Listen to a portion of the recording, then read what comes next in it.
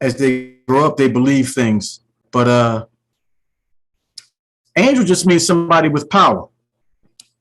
You know, that's why when you would look at older movies and when somebody lost his position, they would say, oh, Joe got his wings clipped. As they grow up, they believe.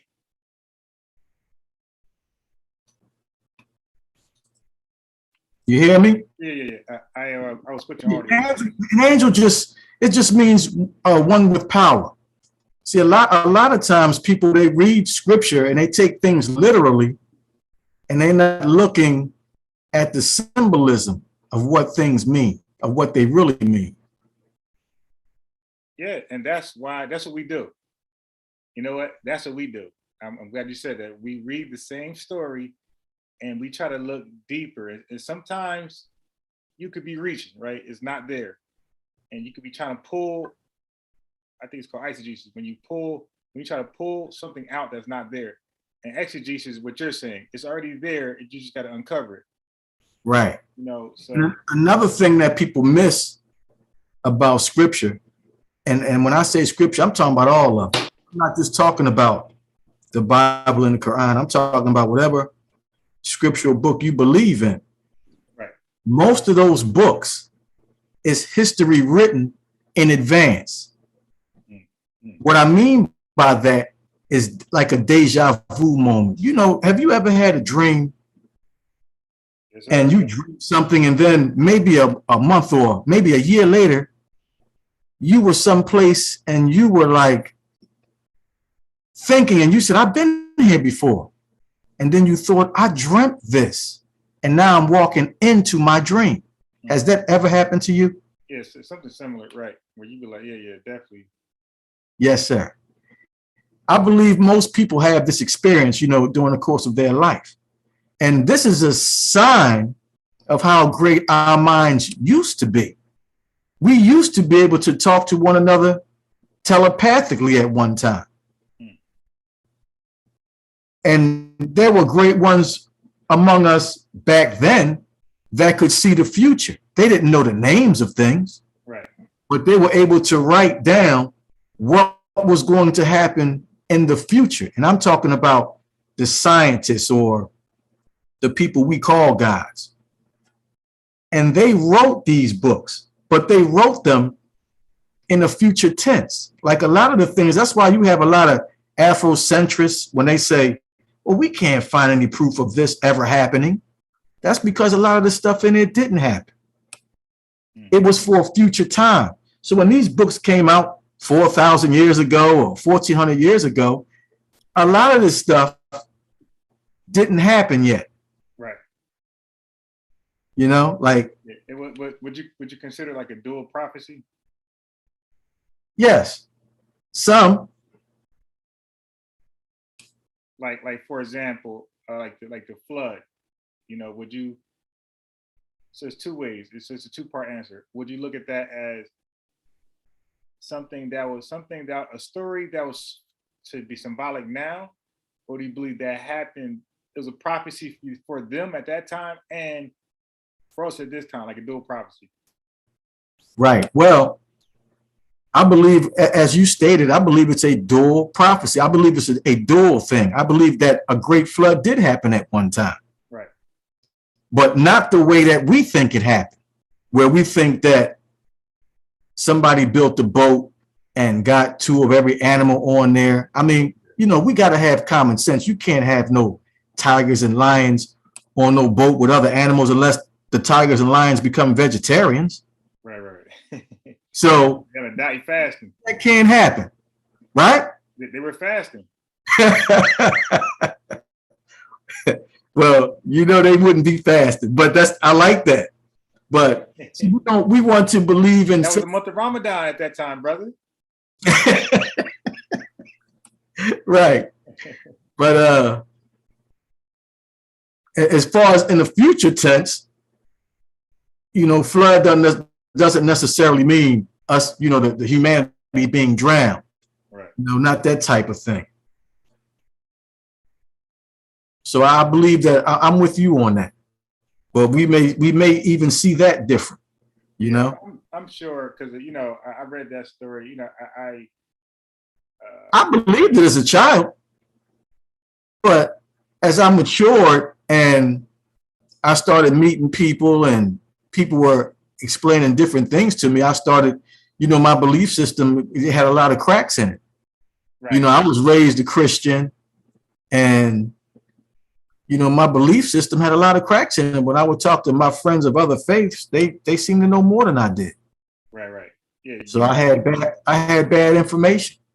you might think I'm a Christian on my interpretations of the Bible, like how I see it. A lot of Muslims believe it lines up with like a Christian perspective, but I'm like, look, some things you say I agree with. Some things, your interpretation, your outlook, and some things I read it and I just believe if this is the Christian stance, then it's correct. Like I just, that's what it is. I guess it's just correct. Like for example, I had a discussion with a brother, and it was like really a segue. It's like off topic, like a sidebar.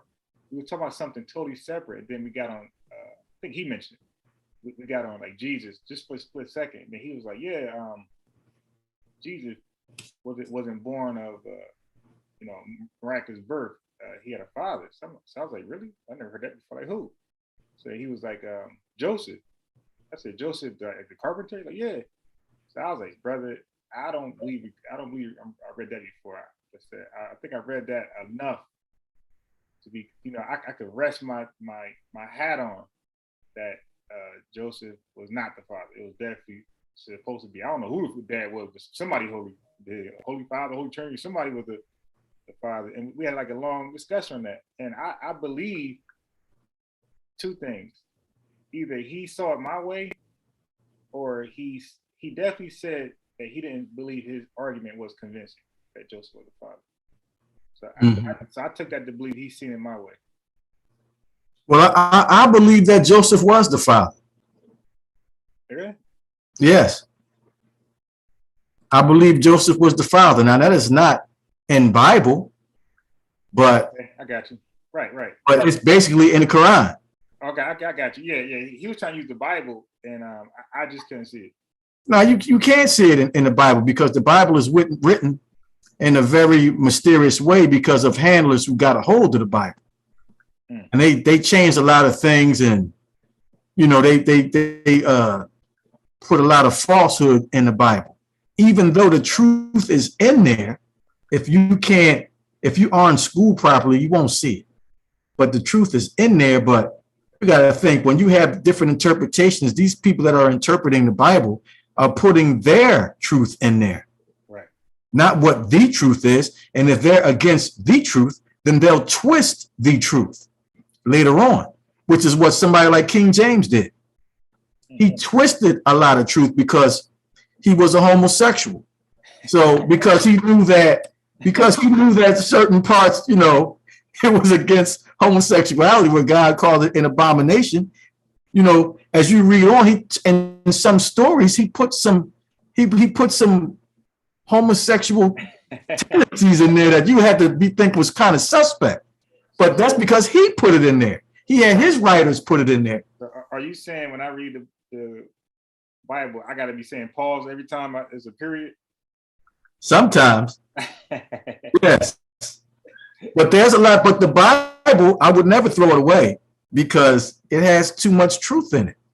All right, now I'm glad you reminded me. So this was some of the discussion for the last live. Okay, I'm glad you said that. So we had the brother was Orthodox. I think we had a brother who was had a registered X, and we talked about that right there. So we was talking about the Bible, like, is it needed? Of course, the Orthodox say you don't need it to convert to Islam, and the believer and the teaching said you do.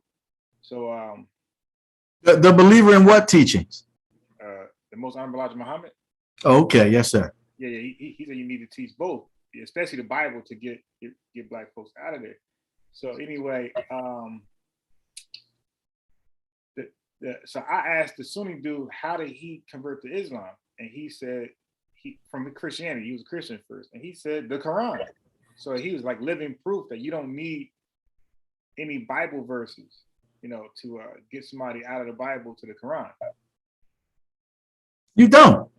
I would agree with that, but you still need to know both books. I got you. Yeah, okay, I got no problem with that. Because if you wanted to, teach somebody who only knows the Bible, they can't have a real conversation unless they also know the Quran. Right. And vice versa. And you can't really, if you're trying to convert most people in America, you have to know the Bible because that's the book that they know. So you can't teach them in the foreign book, that's really foreign to what they believe and try and get them to believe it. You can get some, but most you won't get. Now, the only issue I have with that is, because the Bible, like you said, King James homosexual, you put a homosexual touch to it and all that type of stuff. And the brothers showed, or I heard this before, I heard that Elijah Muhammad said that, don't pretty much just hold your clean glass up to the dirty glass. Like, don't even sip out of dirty, you know what I mean? So the Bible, in my mind, would be the dirty glass. It's mixed with some purities and some impurities. So I like that. I like that that analogy. Like, don't even sip out of dirty glass. Just give them a clean glass of water. So the clean glass of water, I'm sure, to the Orthodox will be the Quran, and I'm believing a follower of the most Elijah Muhammad teachings, his clean glass would be the messenger's work. So I'm like, let's just go with the clean glass. Like, why even give them the dirty glass here on out? Well, the Quran could also be labeled dirty because it too has been touched. Oh. Any book that the white man had, he corrupted it. And the Quran is also corrupted. If it wasn't corrupted, you wouldn't have all of these fights between Muslims. Now, would you? Right. Yeah. Because it is corrupted. You have different versions of Quran. You have different scholars who've put Qurans out and they've changed some things to even push their views. They've invented hadith that has nothing to do with Quran, but they made up a lot of stuff and just put stuff in there to fit whatever their belief or their culture was, wherever they were from. So, don't forget that Britain and America conquered Arabia in the early 1900s. They took it over and they turned a lot of Muslims inside out. And they made them like there's some Qurans that Britain was responsible for putting out. Did you know that? Nah, I didn't know that. Well, Britain has put out Qurans and they put their slant on it. I'm about to say, what was it like? Is it so when everybody put their Quran? I believe that what's called the Noble Quran, that's the British Quran. Yeah, I have that. Really? Yes. That's why it reads just like the Bible. Yeah, but it got the Arabic right there with it, though, right? I understand. It's got the Arabic, but just because the Arabic is there, that doesn't mean the Arabic is right. There are people that really study Arabic that, I found that the Arabic has also been tampered with. And certain areas, like they'll say a word that, like we may take a word and think it means black when it actually means blue. And these are people that can read Arabic who say that. So I'll say to you that any book the white man has handled, he has corrupted. So, but the Bible is corrupted worse than the Quran is. So when you got all these different translated Qurans, right? You said like the Britain put one together, this person, that person. How do people verify which one is authentic and which one isn't? Is there any way to do that? Because if not, you have to throw that book away. Well, Elijah Muhammad told his followers to either have the Yusuf Ali translation or the Maulana Muhammad Ali translation. And I'm not saying that they weren't corrupted, because Elijah Muhammad didn't say that they were not corrupted, but he said that they were the best two Qurans for black people in America to learn Islam from. Yeah. see, now that put a different light on things because I'm telling you, brother, if somebody's trying to convert me to something or teach me or show me the way, and they're giving me a corrupted book, dirty glass, I'm like, my personality, I don't want it. Like, right, but you got to know what's dirty first. Right now, I'm saying like, like we having a discussion right now. Like Yes. let's say we just build and chop up in a circle, barbershop, whatever, barbershop talk. And when I hear that right there come out, I'm okay. Two things. I'm gonna want to know why he didn't even tell me that. Like, why you let me sip from a dirty glass, my brother? Like that? What the hell? Well, because there's truth in it. It doesn't matter that it's dirty. And when the messenger said that, when he was talking about the clean glass and the dirty glass, he was really talking about the conduct, the morals, and the actions of his followers. He says, man, just put the clean glass next to the dirty glass, meaning no matter how low they go, you don't follow them in their foolishness. You just teach the truth as I taught you that truth. Because you can extract the truth once you're learned properly. I thought I knew the Bible. It turns out I really didn't know it. I didn't know the Quran because I never read it. But when I read it, I understood some things, but I didn't understand it all. Right. But as I read it over and over again, now I can see what Elijah Muhammad was talking about. But it takes time, and you have to be sincere. Yeah, that's interesting.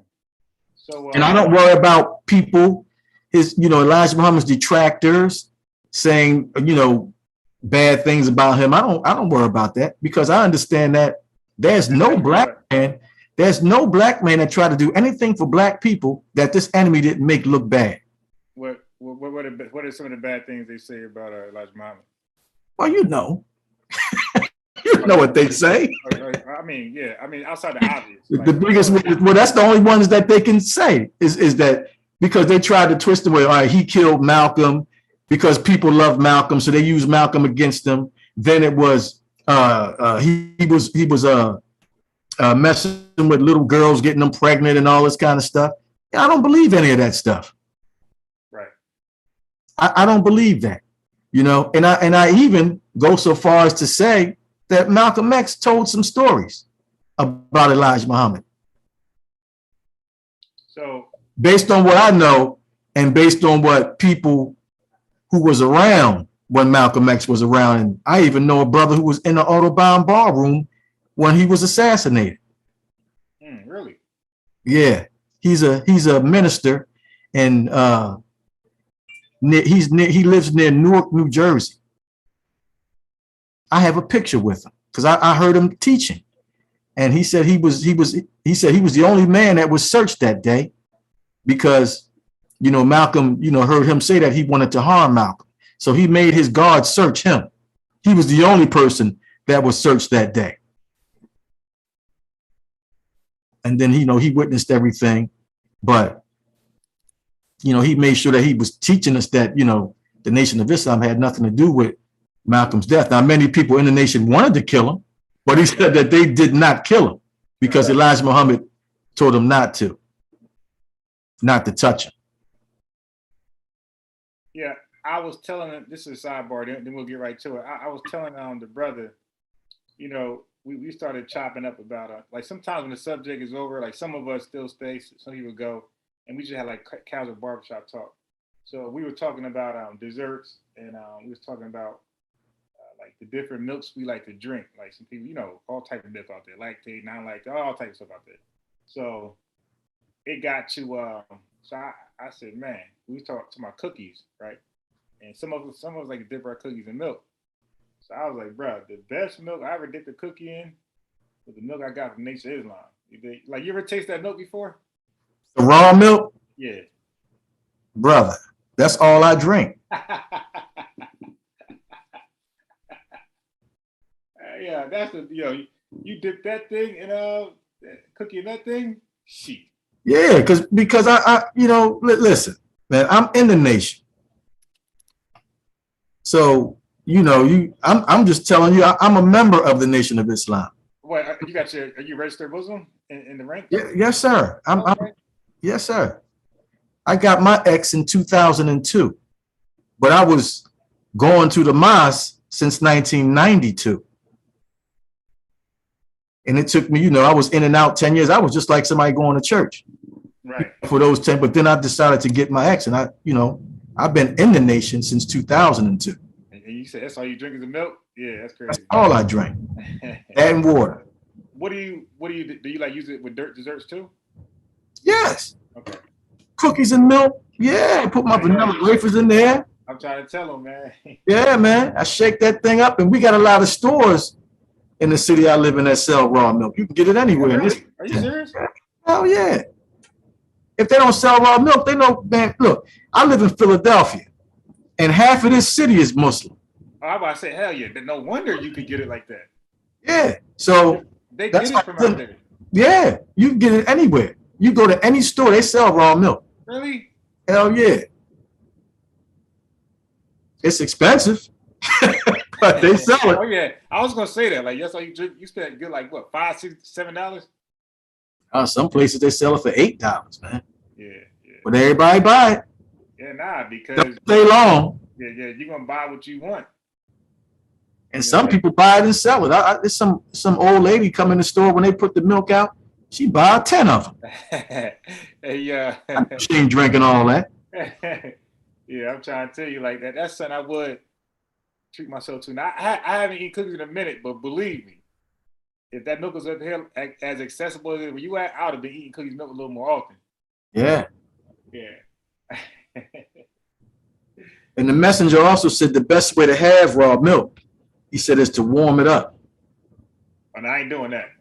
No, he said warm it up, okay, and then you can let it cool down again. But no, some people, Brett, trust me, some people like that. Some people like they want to milk it. I had friends like who actually be like, try it, brother. Try it one day. They be damn near bullying in their milk, brother. Try it. There's some things I like cold. There's some things I like with some temperature to it. And milk, I can dig it. When you fast and it's good that you break your fast and you drink that warm milk, man, that makes you feel great. Like put like this: the only time my milk could be warm at any degrees when I poured in some coffee. Yes, sir. And guess what? If my coffee get cold, I can't even warm the damn thing back up because I refuse to warm up milk consciously. Yes, sir. Yeah, that milk. Brooklyn won. Brooklyn beat Indiana. Oh yeah, what was the score? 129 to 121. That was a good game. Damn, I can't wait to see the points. How much everybody had. They was getting blown. Stevenson's going crazy. Lance Stevenson had 30. Oh my God. Sabonis had 32. Durant had 39. Damn. Okay, he turned up then. What did Kyrie have? I missed it. I missed what Kyrie had. I'm gonna guess. I'm gonna give him about 18. I give him. He probably had about 15. Yeah, I'm gonna give Harden 25. I'm gonna look at it real fast, and then we can talk about Yakult. Let me look at that real quick. Let me see. Now I'm interested. The GOAT had 56 the other day. Who's the GOAT? Trae Young. Who? Trae Young. The GOAT? Yeah. The greatest of all time? At the greatest right now, I should say. No, he ain't the greatest right now. He's good, but he ain't the greatest. 56-14, man. Those numbers right there. Nah, he's the greatest. He's good though.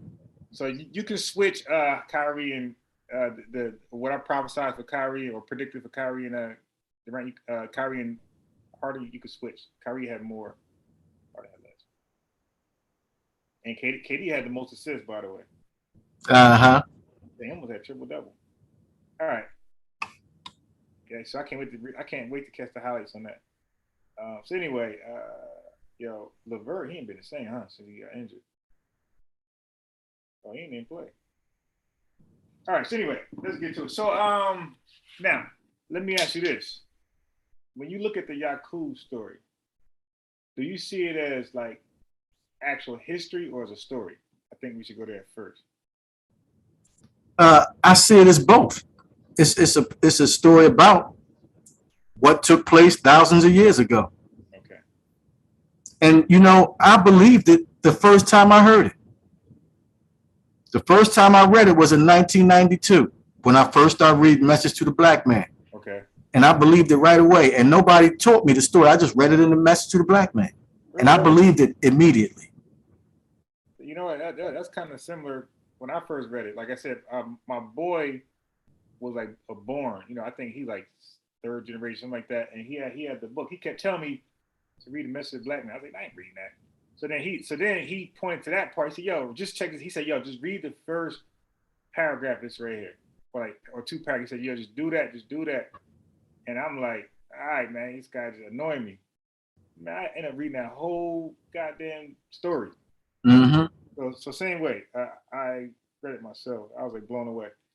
Yeah, I believed it. I believed it immediately based on, because we used to always talk about how did everybody get here, and I would listen to things and listen to people on television when they would talk about this stuff. And when I heard Elijah Muhammad's version, it filled in all the blanks. It made sense to me. And then it caused me to look at, genetics and grafting. And I found out that they graft animals, that they graft fruits and vegetables, and that they do graft people. So they graft horses. They created the different breeds of dogs. But let me ask you this: Do you think they could graft a whole bunch of horses at one shot? Well, yeah, yes, you can. Because they've done it. They've created. That's how they created the different breeds of horses. Okay. They've done it. All these little dogs you see, that wasn't no little dogs. They made them. Yeah, I think you're right. Yeah, I think I'm right. I'm right. They made the grapefruit. That's not natural to the planet. The grapefruit isn't natural. That's grafted. The carrot is not natural to the planet. They made it. They made carrots. So we fool with grafted stuff all the time. So they know how they got here, and they did some grafting themselves. Yeah, that's funny because when we went over the story, we had a sister named we had another sister named Tiara, right? She a little cannon. She a little cannon fire. She said because the brother said when Yakub grafted, people were like done and complete, blue eyes, blonde hair. He said they made attempts to graft themselves back, and they got as far as a gorilla. So she said, "Damn, the experiment rat got a hold of the experiment." That was funny. Well, the rat started experimenting. you've heard white people use the saying, "I'll be a monkey's uncle." Oh yeah. Well, that's where it came from. Really? For the Yakub story? Yes, because they know that's how monkeys got here. I ain't talking about, when I say that white people know things, I'm not talking about the average white person. I'm talking about highly learned white people in secret societies. They know. Okay, well, that's the day. You talk about the Masons, and those above 33 degrees and those different mystic groups, the Shriners. They know the truth. And the reason why they know is because to get to a certain degree, the truth is taught to them. So they know. I was going to say this. You said that Yakub story deal with grafting, and even in today's life, we deal with grafting. But also, so then why not accept also biology, like evolution? Because evolution is part of our life also. Like things evolve. Some things do evolve. Some things do evolve, but if we evolved and people went to different parts of the planet and turned colors, how come it hasn't happened again?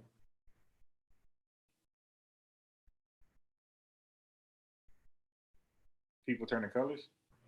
Well, when we talk evolution, I thought you was talking about people say, well, there were some people that went up into Europe, and because it was cold and there was no sun, they turned white. And many people believe that, but that just isn't so. That kind of evolution don't take place. There is evolution with animals, lower animals, how they develop and change and adapt and get adaptations based on their environment, the climate. Animals do that, but human beings don't do that. Right. So, oh yeah. So, what races off the top came from the grafting process? Every race came from the grafting process except the so-called red man or Indian. See, the last brother said he was part of the grafting process also. He was not. So how did he get here? He was always here, just like the black man was always here. Now, when you say always here, what you mean always here? Like eternal? It was always here. Like he's eternal? They've always been on this planet. Since there's been a planet, they've always been here. That's all I mean. But they ain't the when it was no earth, they wasn't here. But from the time there was an earth, the black man has always been here. When I say the black man, I'm talking about the red man too. So, okay, that leads to this question. So, right, at some point they had a beginning, right? At some point. Yes, sir. At some point. Right. So we know the origins of the other races. We know they got here through a grafting process. Okay. So now the red man and the black man, what would be their beginnings? I don't know. Like, I don't know how they were created. Would you say? Would you take the Quran version and say through mud? We can take that, but that's symbolism, because, well, it's symbolism and it is a fact, because in this way, everything that's in the earth, your body is made out of. All the minerals in the earth, your body is made out of. Are you aware of that? I heard that before. It's true. So whatever is in the earth is in your body. And whatever it takes, whatever, like the vitamins and the vegetables and all those nutrients that vegetables have, that's all we're really supposed to eat. We're not supposed to eat meat. Now we do, but we do because we follow the white man, but the black man didn't eat meat. That's just a recent thing. So, so you said everything in Earth, yeah. And now I could go with that, because that's like the Earth is made up of chemicals. So all our bodies got. Now our body is made up of what's in the soil of the earth. If you go to the most fertile soil in Africa and get with all those vitamins and minerals contained therein, your body is made out of that. Now I was gonna say, but our body also has cells. I don't know. That's right. And so does plant life, right? Yeah. There you go. The plants come out of the earth. We came out of that earth. Every living thing has cells. Okay. So yeah. So that means that you would lean towards, then the black man must have came from the earth himself. Some kind of way, but I couldn't tell you how. I mean, no one knows everything. Right. So you know what? That leads to this thought right here. Like I said, like we've been having deep discussions, and sometimes, like how we doing right now, we just roll off thoughts off each other. Yes, sir. It came to this. And I was like, we was having these discussions. So I said, you know what? Now that I think about it, we both said the part in the message black man got us interested was the Yaqub story, the origin of the white man. So it's almost like we know more about the white man than the black man. Like, because like you said, we read the story, we know his details, we know his behavior, we know we could we know everything about him. No, I know more about the black man than I do the white man. But we should know about everybody. But I know more about the black man than I do the white man. But I learned all I needed to know about him by studying, Message to the Black Man and some other things. but I know him because I have to know him. We should know all people. Yeah. I know the yellow man too. Who's that? That would be the Japanese, Chinese. Well, the Japanese, they the brown man, but the Chinese Okay, Chinese is yellow and Japanese is brown. is the brown man.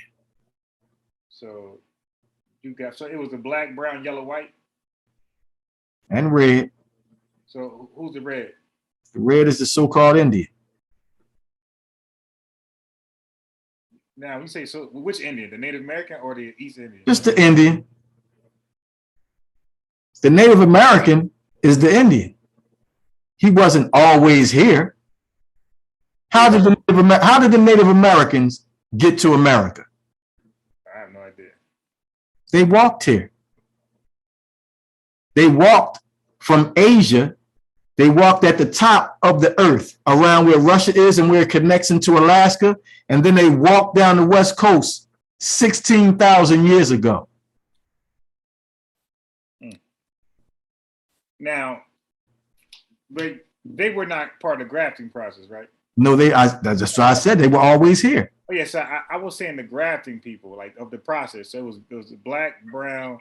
That's what I meant. Black, The brown. people that came out of the grafting process. Well, what I mean was it started with like everybody who played a role. So the yellow man and the white man came out of the grafting process. You said who?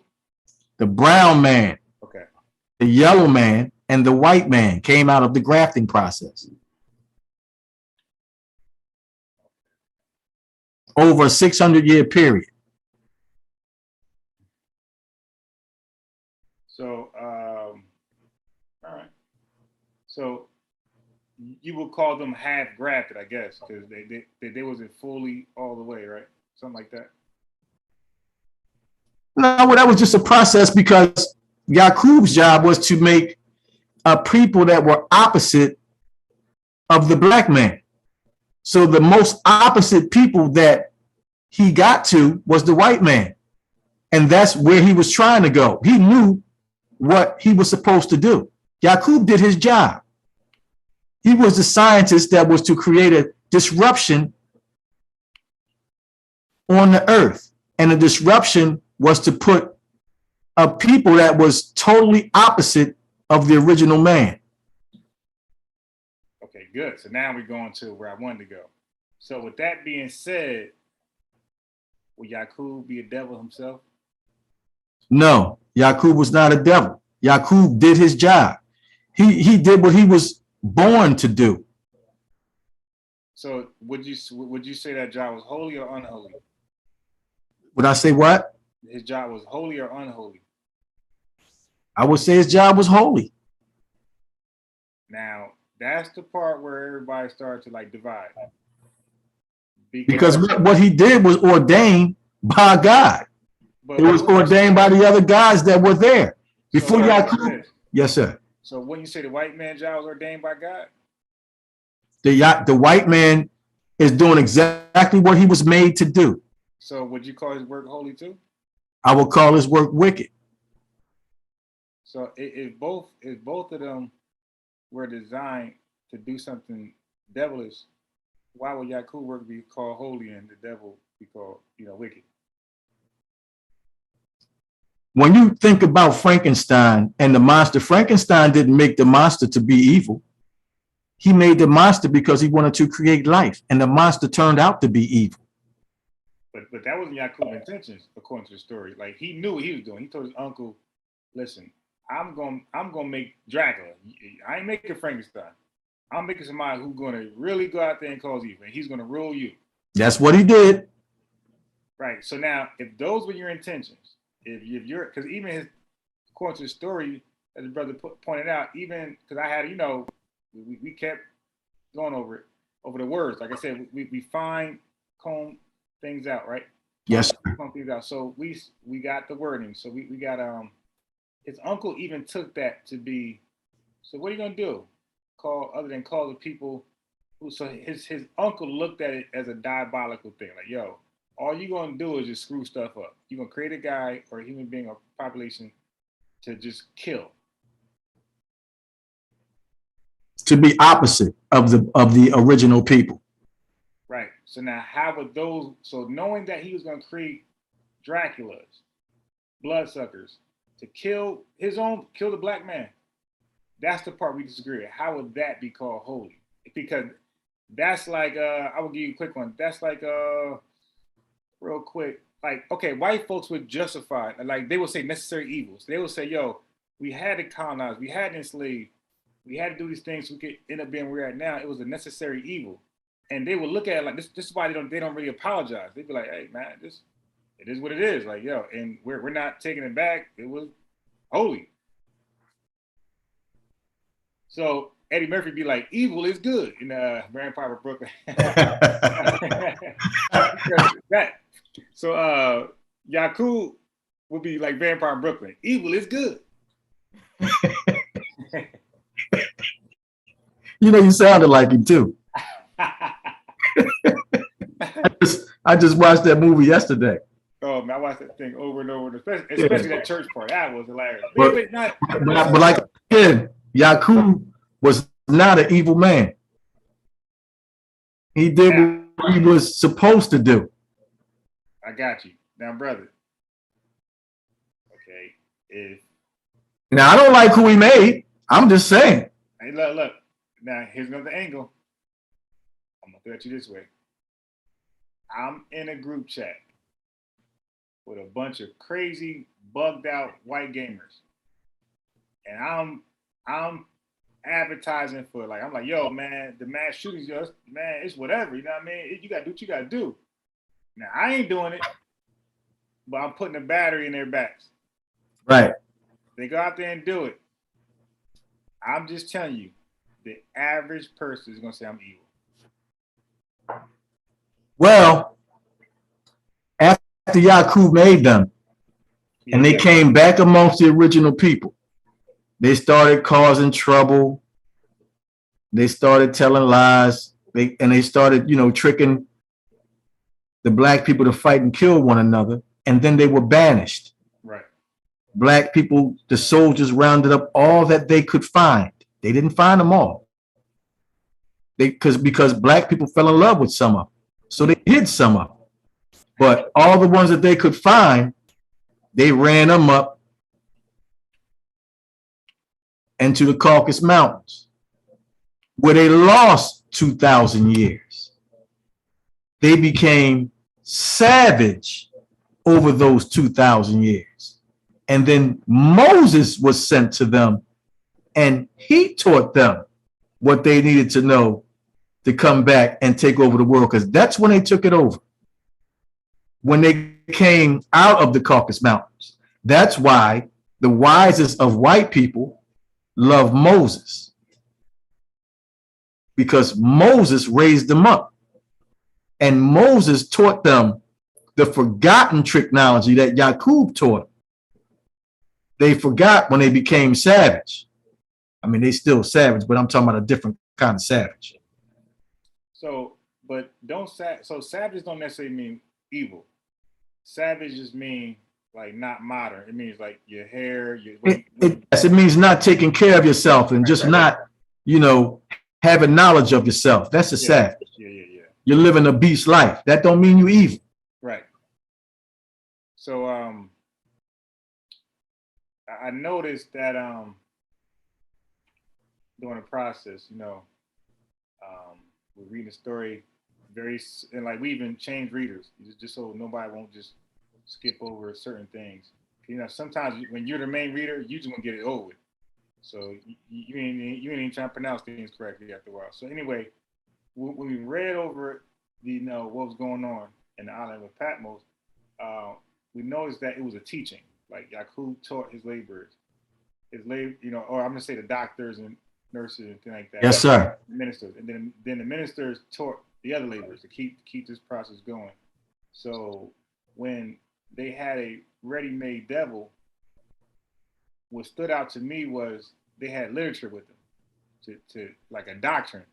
Yes, sir. So they could always be evil. And even when they were sent back to Mecca to cause havoc and have the original people turn on each other, when the king rounded them up, he also rounded up their literature, right? Because that's what it said. It said they rounded him up with it, and he took his literature and kept it with him. So we see that like these guys believe in like a literature of kill and destroy and all that type of stuff. So they had the instructions that I would have, like I said, the analogy I gave. If I'm in those white crazy gaming chats and I'm giving instructions, putting batteries in people's back, I'm educating them to do the wrong thing, like a mass chaotic event, that would be seen as the same way because they have instructions to carry out something wicked, evil, and senseless.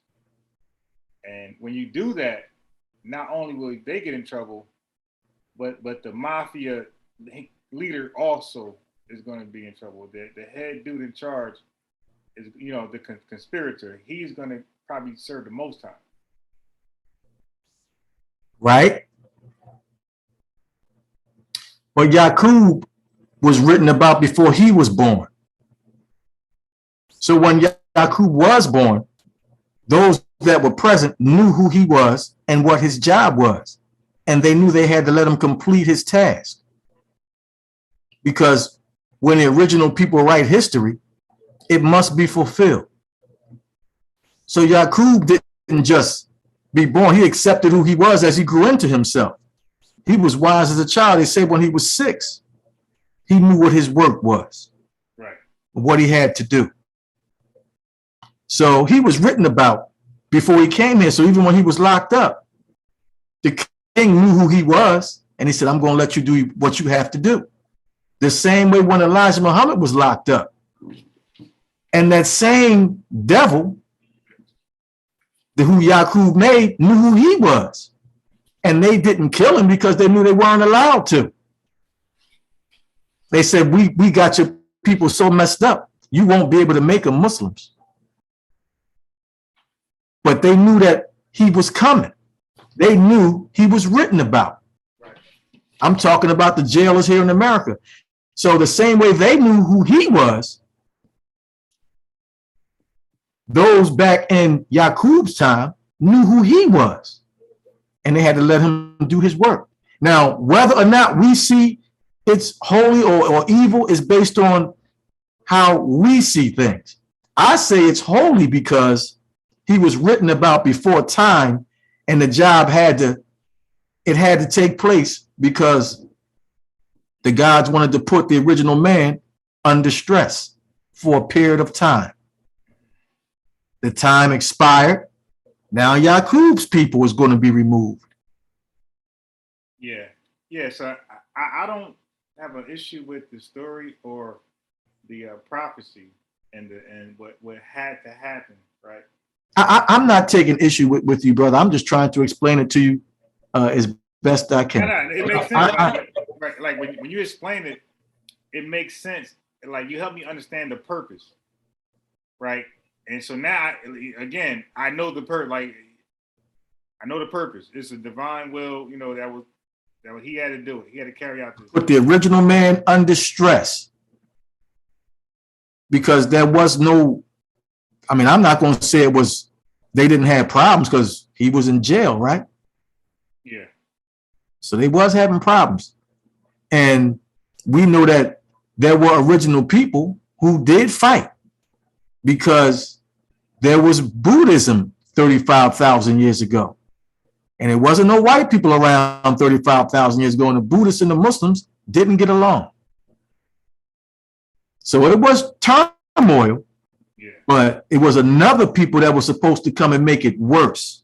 Right, because I want to say, like, let's say if the Buddhists had a beef with each other, whether it's, whether it might have even been goofy, but at least we could, like, no matter how goofy, it's almost like a street fight, right? When we see a street fight, it could be about a girl, about drugs, it could be about disrespect, it could be about money.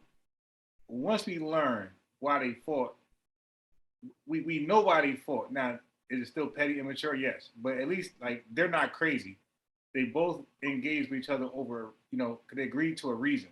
Right, a change of philosophies. Right.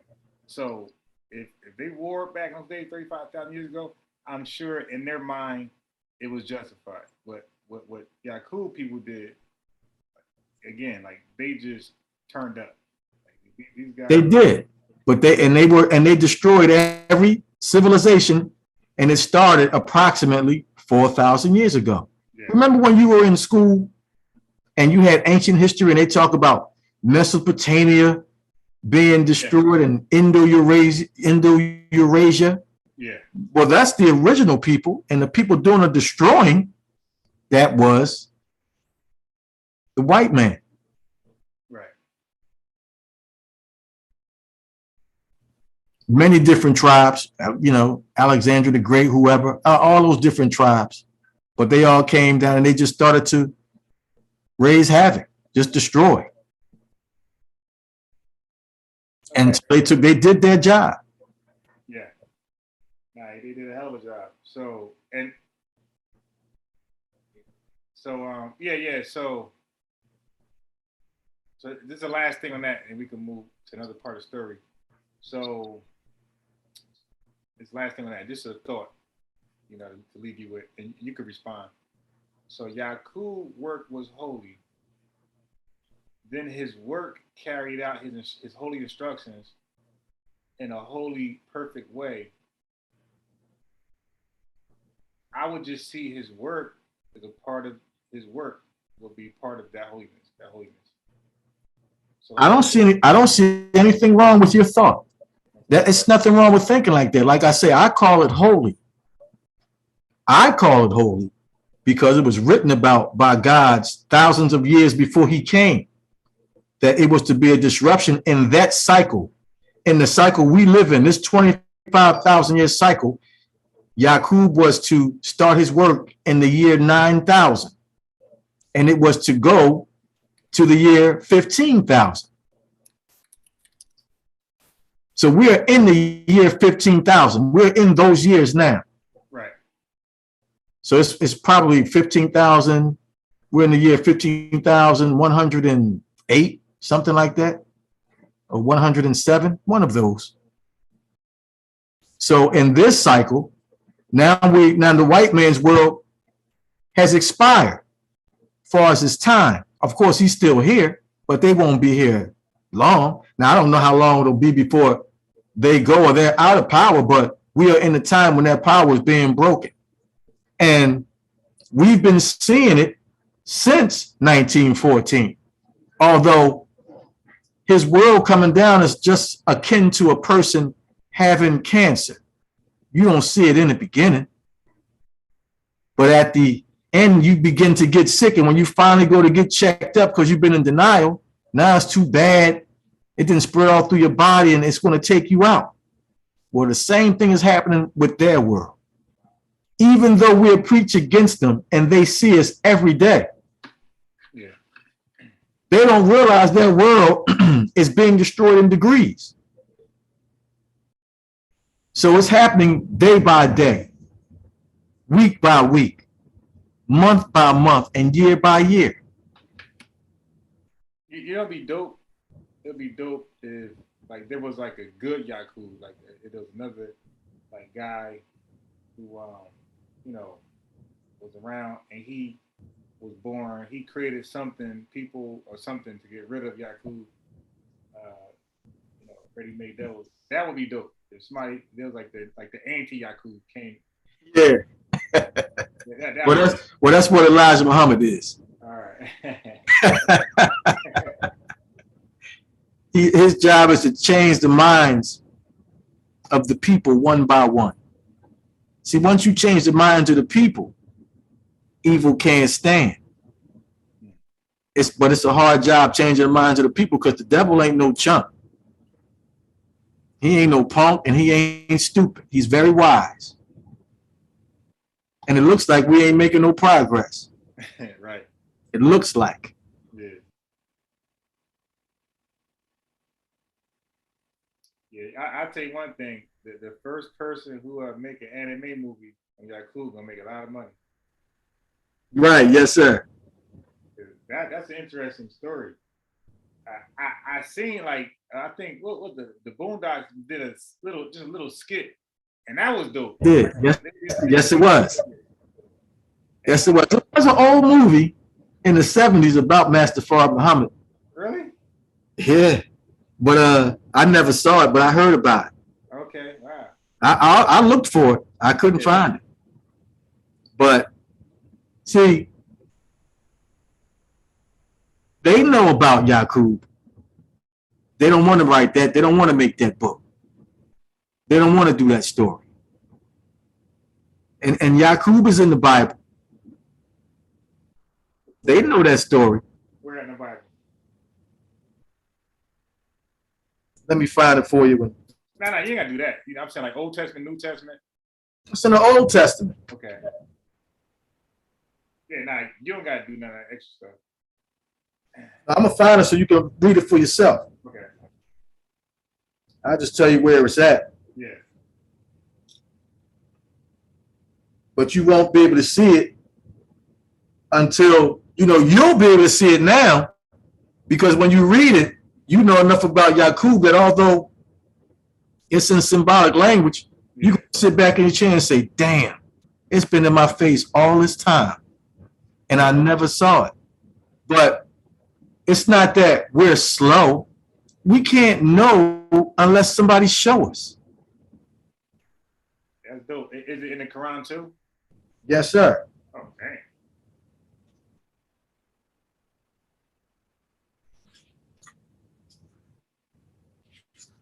Yeah, I'm gonna definitely check that out.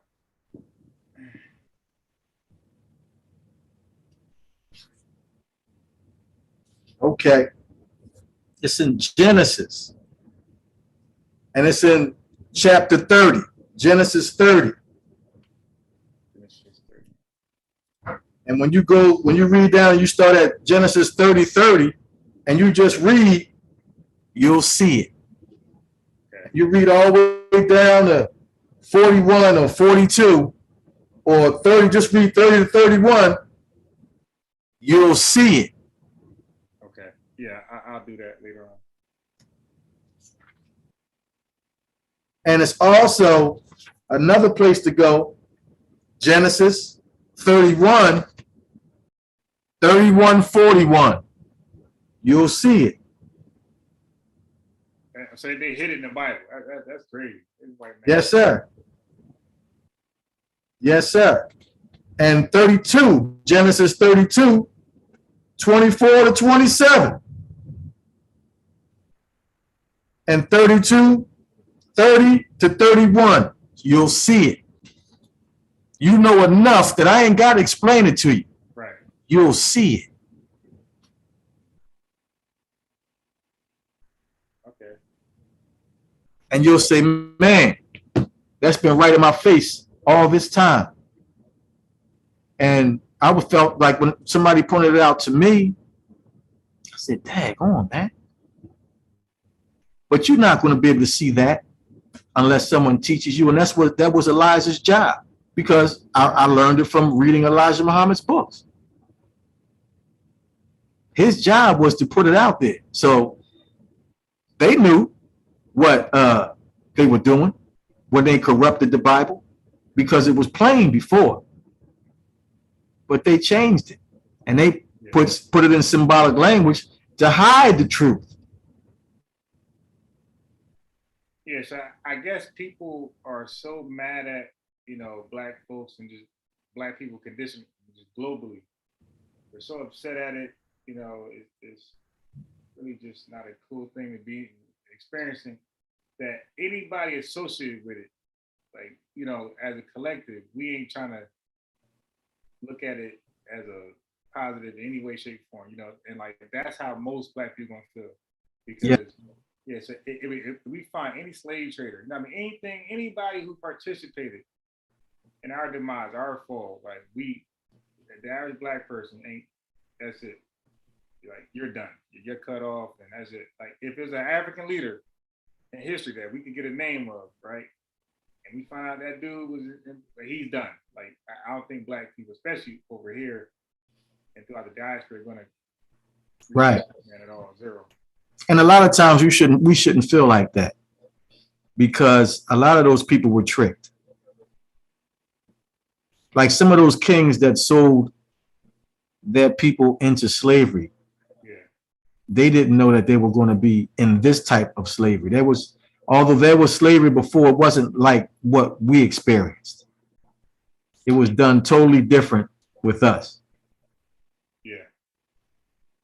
There was never any slavery as cruel as this. Now, I'm not saying slavery was heaven. I'm just saying that it wasn't as cruel as this, even in some places where it was cruel. But a lot of places in Africa, so-called slavery wasn't really cruel. Right. I know what you mean. Like they turned it up another notch. Right. Like a couple notches. Yes, sir. So we got another guy just came in. I see. I was about to get off. Stu Peas. What's going on? Any questions or you want to add to it? No, I just came. I just came home from work. What's happening? Big up Bro.Vaughn. Bro.Vaughn is a Muslim? I believe so. NOIR Brother Vaughn, he asked, were you a Muslim? Oh, yes, sir. Yes, sir. I'm in the Nation of Islam. You're in the Nation of Islam? Yes, sir. I don't know if this was covered. Can I ask you a couple of questions, please? I'll be as respectful. Are you asking me or the brother? The Bro.Vaughn.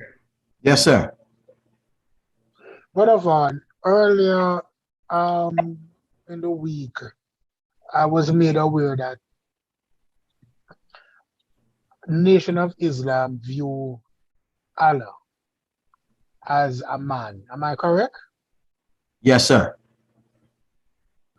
Right. And the most honorable Fard Muhammad. No, Elijah Muhammad. Huh? You mean Farad? Are you talking about Farad Muhammad? Fard Muhammad. He was Allah, right? In person, yes, sir. He was Allah in person. That's what we believe, yes, sir. Okay, so he was, so before he was born in 1927? 1877 is when he was born. 1877. My apologies. 1877. Who was Allah? I don't know. But there was a God at the time. There was a God. Say again. Who was it? Allah. Hey, Stu Peas, you breaking up. Sorry. I know what you're asking. You're asking who was Allah before Master Muhammad. I couldn't even hear him. Yeah. Right. Well, and I told you that I don't know. But I know that there was a supreme being before Master Fard Muhammad. But when Master Fard Muhammad took over, he's the God as we stand now. Oh, I got cut off. My apologies. I was connected. I was on the phone. I didn't know that Wi-Fi wasn't turned on. My apologies, Bro.Vaughn. Yeah. Could you repeat that? Fard Muhammad is Allah now, right? Yes. But before him, there was a different. Allah was a different man before Fard. Yes, sir. Okay. So Allah is not immortal. Say again, beloved. Allah is not immortal. I can't make out the end of what you're saying. You say Allah is not who? Immortal. Immortal. No, sir. Okay. Oh, so when Fard Muhammad became Allah, did Fard Muhammad became Allah? Was the Allah before him? Did the Allah before him still exist, or that Allah ceased to exist the instant Fard Muhammad was born? He existed. He was around. He existed. He was Allah until Fard was ready to take over. See, let me explain this part to you right here. Yeah, go ahead, please. Since the United States became a country, they've always had what's called the president. Well, not always, but they had their first president in 1787, George Washington, right? But there's only one president, but there's been many presidents. The line has never been broken. Allah is a title, not his name per se. Like your name could be what Stew Peas is what I see. That's your name. Yeah. But if you were the supreme being, you would be Allah.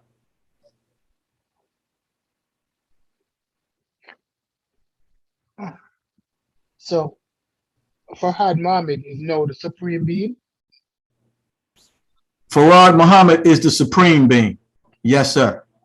And before he was ready, there was another supreme being. Yes, sir. But I do not know who that was.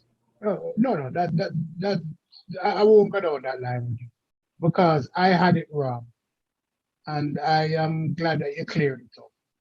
Because at one point I was saying that Farhad Muhammad, I was thinking that Farhad Muhammad was Allah in human form. Now, Farad Muhammad is not the creator of the heavens and the earth. That's a different Allah. Yes, sir. Okay. But they are all one. See, when we read and when we go to Surah 112, and it says, let me go there so I don't make a mistake.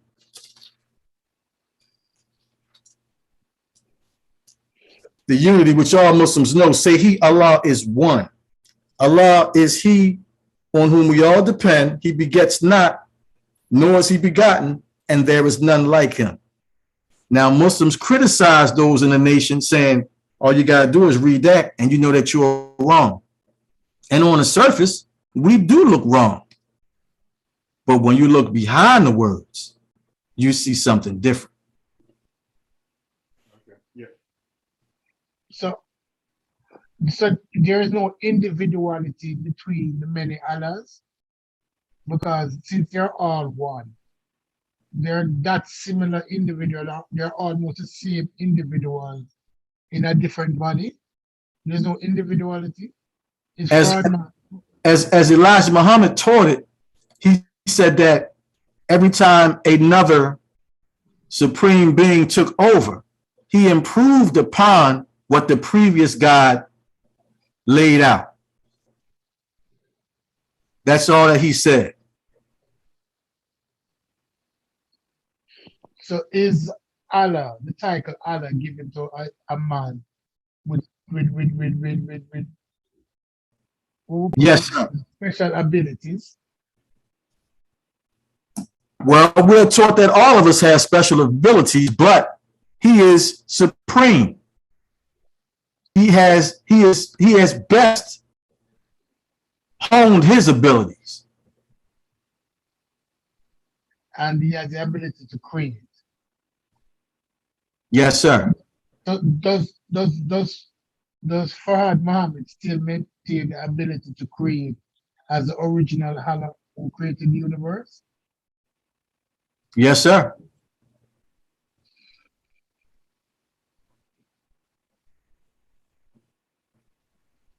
And how does he create? I don't know if you can answer that.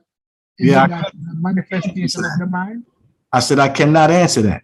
Oh, okay. You don't know. It's like with the originator, we don't know how long it took for the originator to put everything that was in the universe in motion. We don't know how long that process took. We don't know how long it took for him to make his own brains. We don't know how long that process took. And all we can come up with is that in the beginning, there had to be matter. It had to be something here. There was electricity, because no one knows where electricity came from. Because electricity, do you know where it came from? Well, Tesla. Electricity can be formed naturally or artificially, but we're not going down that road. Right. Well, electricity was always here. Yeah. But it was not being used with purpose until the originator used electricity to spark himself, which would be the atoms that was in the universe. So he created time when he created the matter to spin, which started everything moving. The originator. But other than that, I couldn't tell you much about him. But all right, you lost me there, but I'm going to put a pin in that and come back to that one. Yes, So sir. we are all descendants of Allah, right? We're Allah's children, the original Allah children. Yes, sir. So the original Allah had a female version of himself, or did he create the female? Well, Or did she create herself, just as he did? that's a good question. But what I was taught was this, that every man has a woman in him. That's why we have the X and the Y chromosome, and the woman just has the what? The double X? Right. Right? So the man is who produces the male or the female child. The woman has nothing to do with the sex of that child. The same way that woman that was inside the originator, he had the duality within him. And over time, I couldn't tell you when the split happened, but she came out of the man. It wasn't that the man came out of her. The same way, what came first, the chicken or the egg? The chicken. So Allah came first, and because within him, every man has some female attributes within him, because he's a combination of both his mother and his father. Right. Right. And some men allow the woman inside of them, to overtake them completely. All right. We're not going down that road. That conversation we're going to see for another day. We don't want the gays to ban us today. All Yes, right. sir. We don't want. You and I know that. You and I know that when we're talking about that group, we have to have a level of professional political correctness. Yes, sir. Or else we find ourselves out of a job, out of our homes. All right, so we don't discuss that group. But so when Allah created himself from the seed of life, from the atom of life, he was aware that he at some time he may need to procreate. So he created himself with the intent that one day he might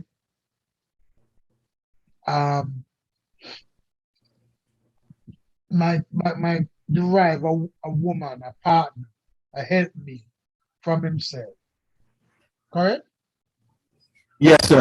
I would say that you're correct. Now, I don't know how long that process was or anything like that, but that's basically how it happened or how it went down in layman's terms. Yeah, in layman's. And from the union of those two individuals, we have people in the universe. Yes, sir. Correct? Yes, sir. So we're all descendants. Everybody who exists, therefore, is a descendant. We're not the same as people from other planets. Like, we're not the same as the people on Mars or Mercury. We're not the same, but they are people as well. But did they arrive from Allah? There was nobody in the universe before Allah created people. They are Muslims too, but they're not. They couldn't live here, and we can't live there. Yeah, But because the conditions which exist there is different than which exists here. But they're still indeed children of Allah also. Yes, sir.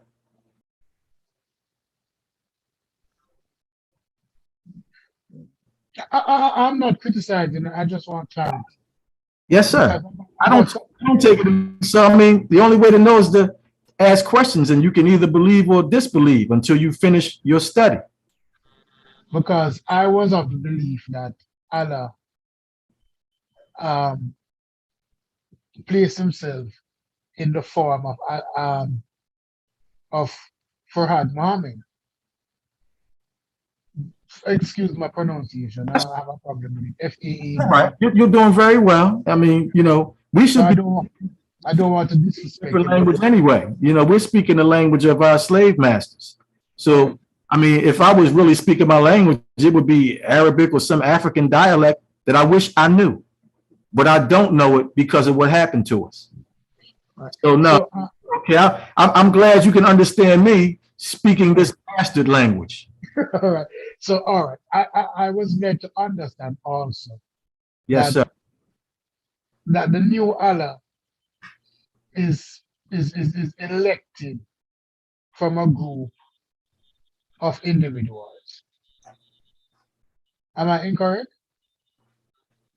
That there's a group of individuals, and when it's time to select a new Allah, one amongst them is selected. Is that true? I'm not sure that that's true. I would say that they know who the supreme being is going to be, and after he is done being taught all he needs to know, then he is put on the throne, as we say, given the rulership. Because all men have to be taught. And And Master and, Muhammad was taught too. and this supreme being does not perform miracles. Correct? Does Say, he perform miracles? Turn water into wine? well, People from the dead? I mean, if we saw some of the things that they could do, I'm sure we would think that they was performing a miracle. I mean, I couldn't say. I'm sure that he can do some things that I can't do. I'm sure of that. No, if it is argued that if you and I were supposed to go back in time 2,000 years with the knowledge that we possess now, we'd probably call witches our gods. Because Well, with a cell phone, they would say the technology that we have is not possible. see, I would disagree with that. You know why? Why? Because 10,000 years ago, black people was on this planet flying around. Before the white man had airplanes, there were planes on the planet. Before Thomas Edison so-called discovered the light bulb, there were lights before. See, they don't tell us everything, but they found lights. When they go into the pyramid, the Great Pyramid of Giza, there's pictures of lights in there and helicopters and flying things. Do you know that? Some of those images are open to interpretation. While I may agree that the early Egyptian did harness some form of electricity to produce light. Let me tell you how you know that they did. Because the painting in the pyramids are so wonderful, and there's no sign of soot from burning lanterns or lamp or anything. So it had to be an artificial light. Exactly. And you know that it's so little oxygen that a torch, when they go torches, they go out because and there would have to be evidence of soot. Had to have lights on the scene. So they had some semblance of artificial light. I would not debate that point with somebody because the paintings are too elaborate not to require light in an area that is totally dark or absent of light. They couldn't see the paint. And then how could they build it without machines? They couldn't build the Great Pyramid without machines. We're talking about 2.5 ton blocks of granite. You can't just pick that up and bring that all the way up there. You need a machine. You can't have slaves dragging 2.5 ton rocks up other rocks. That's not going to happen. The level of industrialization you're talking about. They had machines. No, but what you're saying is that early African society, or not African. I can't say African because Call it African because can be we know that. So I know what you're talking about. And you know what I'm talking about. the reason I'm saying African Right. is because civilization Yes. was happening in that region of the world that Yes. we call Africa today. Right? Yes. So I'm using the term African in terms of where civilization was. It wasn't in North America to that extent. You agree with me on that? Was it in North America? Yes, I do. All right. So that is how I'm using the term Africa. Yes, Uh, sir. right? It's a as a geographical place where civilization erupted from. Yes, sir. Right? No, industrialization cannot occur in a vacuum. So if you're saying to me that the early Africans had access to technology such as aeroplanes and heavy duty machinery, it must have been manufactured somewhere, Yeah. Right over there.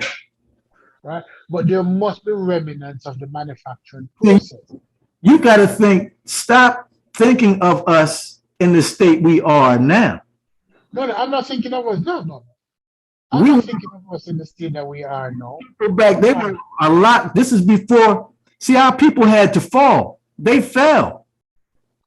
Their power was taken from them. And that's No, why we're living what they wrote about. but what I'm saying to you is that Not there that must be some fall. remnants. There must be some remnants of such a massive industrial civilization. There, because if we look at it, if we look at it, if we look at the Americas at the turn of the Civil War, when they started producing oil for combustion purposes, they had drilling taking place. You have massive need for steel, so you had smelting plants. You have massive need for raw materials that would go into heavy lifting machinery. Right? I'm not saying that you're lying or you're wrong, but I'm saying that we don't see the evidence of it, of what was occurring then. There must be some remnants of what was occurring then. It could not be all be swept away or swallowed up by the earth. Yes, it could. The reason I'm saying that because if the pyramids exist, the machinery that makes a pyramid, if it was machine based, some remnants of that should also exist also. Well, I was taught that they hid their machinery. We'll see it again the same way because the proof is that the structure is there. It's there as a sign of what the original man used to be. Like the saying says, as it was in the beginning, so shall it be in the end. In the beginning, it was just us. In the end, it will be just us. So this is what Who is the us? The descendants of Allah? no, the us is black people. So if Allah is the reason that all people existed, Yes, sir. Allah is the reason that all people existed. So all persons are children of Allah. Because Allah is the same. You say, we don't want to be Ford Muhammad or the one before him or the one before him or the one before him or the one before him. Allah is always the same. Correct? Yes, sir. So all peoples are the descendant of Allah. So if Allah is the same, all people are descendants of um Farhad Muhammad also. Because he's the same as all Allah. So all children are his descendants. Am I wrong? No, you're not wrong. You're right. Right. So you put it to me, that black people is said 20% or 25% of the world population. The population of the world, I'll go as far as 30%. When you put all black people together, we're 30% of the world population. The Chinese and the Indians and the whites comprise the other 70. Right? Yes, sir. Are you saying to me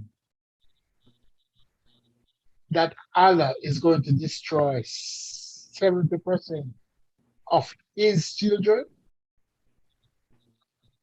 I don't know the percentage, but I know it's going to happen. No, we are 30% of the world population of black people. Are you telling me that Allah is going to destroy 70% of the world population, which are his children? Because all people can trace the descendant of their origin back to Allah. Yes, sir. All people. He's going to Everybody. destroy plenty of people. Yes. So Just as it's written. Tell me one book, and I ain't just talking about scripture. Give me a book it's not written about that will happen. no, I'm not saying that is not going to happen, but I cannot understand that my father is going to kill my brother and my sister because he created them, but he created them white, brown, and yellow. So he's going to kill all the white people, all the brown people, and all the yellow people. He's going to kill all his white children, his brown children, and his yellow children. And the only children are to remain are his black children. Yeah. A lot of black children too, though. A lot of black people going to die too. So the father is going to kill the children that are not black based on skin color alone. Yeah. Take the emotion out of it. A lot of them think it's with an emotion. emotion. I think's mathematical. And after you get a better understanding, you will begin to see it. I can't get you to see it right now, but I'm just telling you. But you'll face it. Just like they said that there were no UFOs and Elijah Muhammad was crazy. But now they admitted that there were UFOs, that they see the mother plane and they see the baby planes, but because they can't hide it no more because now they see them all the time. Everybody's seeing them now. So the same way people said they didn't exist, everybody knows they do exist. I'll stick up it. We have two things to come back to: the baby plane and the statement you made earlier. But I still need to resolve that. A man, because Allah is a man, we established that. A man is going to kill his children. What the word for that? There's a scientific word we have for that. When a man kills his children. Well, you just have to keep studying, brother, and you'll see it. It's not that kind of thing, though. It's not menticide. It's not that. Then what is it? What is it? Is it not his children?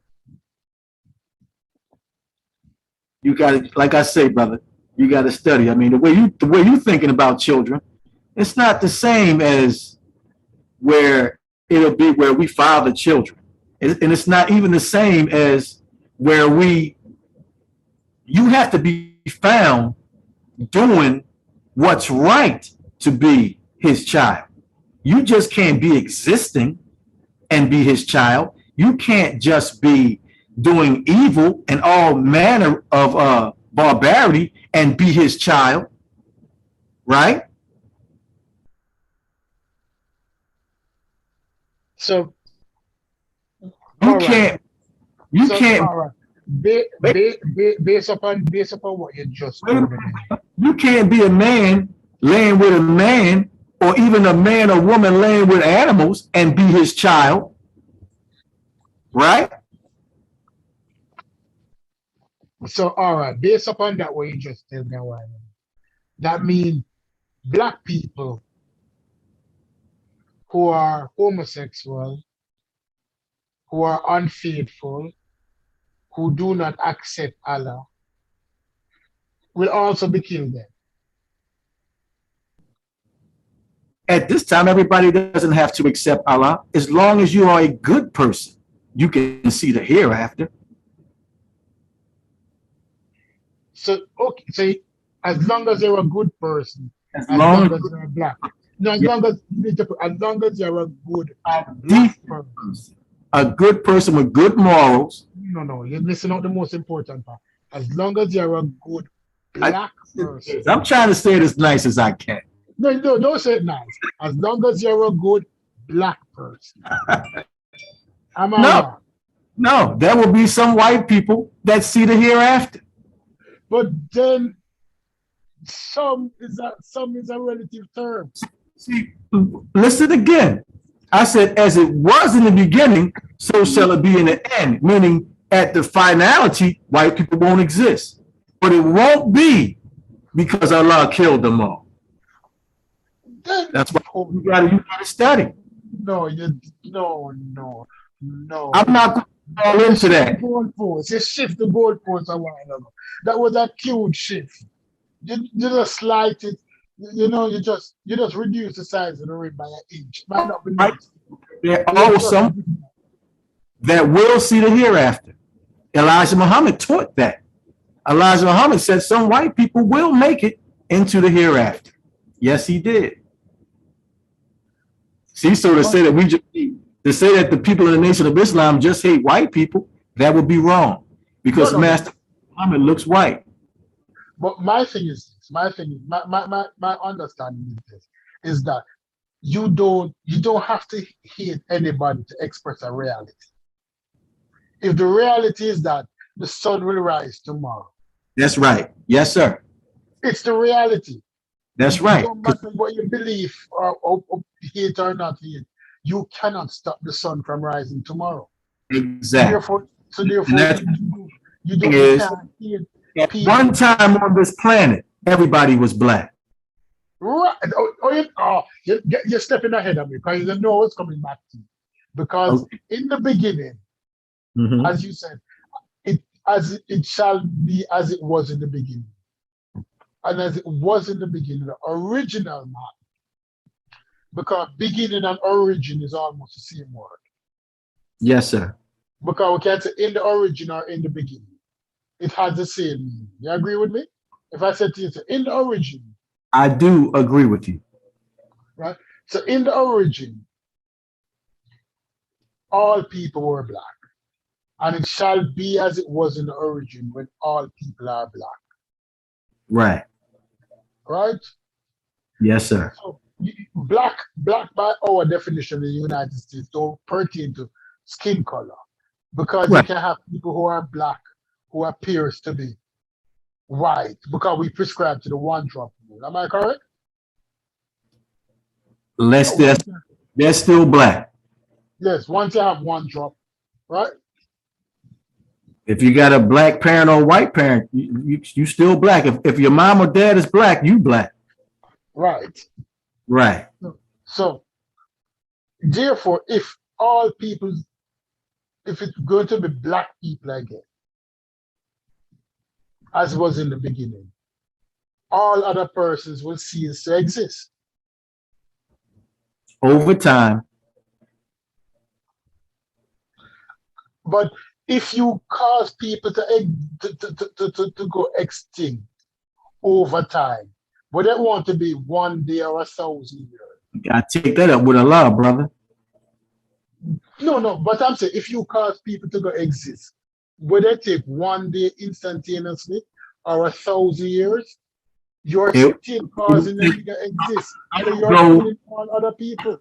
It's going to take time, not like it's Tuesday, like it's Wednesday and Thursday. They're all going to be gone. No. If it even take 1,000 years, white people or 1,000,000 years. If it even take 1,000,000 years, but if the intention was to get rid of them, it's the same. It's either killing by a gunshot or killing by 1,000 cuts. Which way we're going to be still going to die.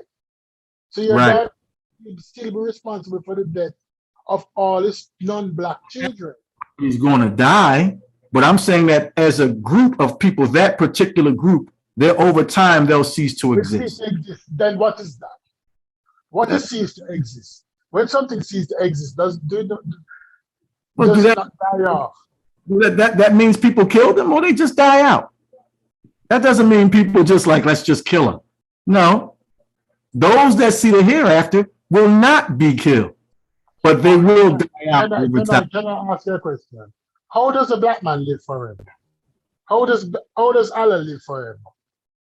The Because black Allah is forever. man will live forever based on his DNA. Because his DNA is passed on to his children. Correct? That allowed the black man to live forever. About two different things. When It's I'm the same. It's the same thing. It's the same thing. If you prevent the DNA to pass on sure to stuck on that, brother. Yeah. Well, let's just leave that alone and move on to something else. because you know it's the same thing. If I prevent, if you are brother, if Brother, brother, read it. Is it not written in every book? It's written in books. it is because we already established that I cannot stop the sun from rising tomorrow morning. It's inevitable. We both agree that it is inevitable that as it was in the beginning. Take that up with God, brother. I can't with that. But what you're trying to tell me is that Allah is not going to kill the people. And I'm telling you that He is. Allah's going to kill all people except black people. He's going to kill billions of people. Yeah. All people. He's going to kill all his children who are not black. A lot of people. Everybody ain't his children, brother. Everybody is not his children because based on their deeds, actions, and morals, they are not of God. So he's going to kill hundreds of millions of black people also. Yes, sir. So the only stipulation is that then, if you are not a good, righteous person, that's right. Chances are you will not carry on. Your DNA will not live forever. Correct? That is a fact. So, and I'm going to put it to you that one way that you can guarantee to be righteous is to follow Allah. True or false? Well, that would help you if you are sincere.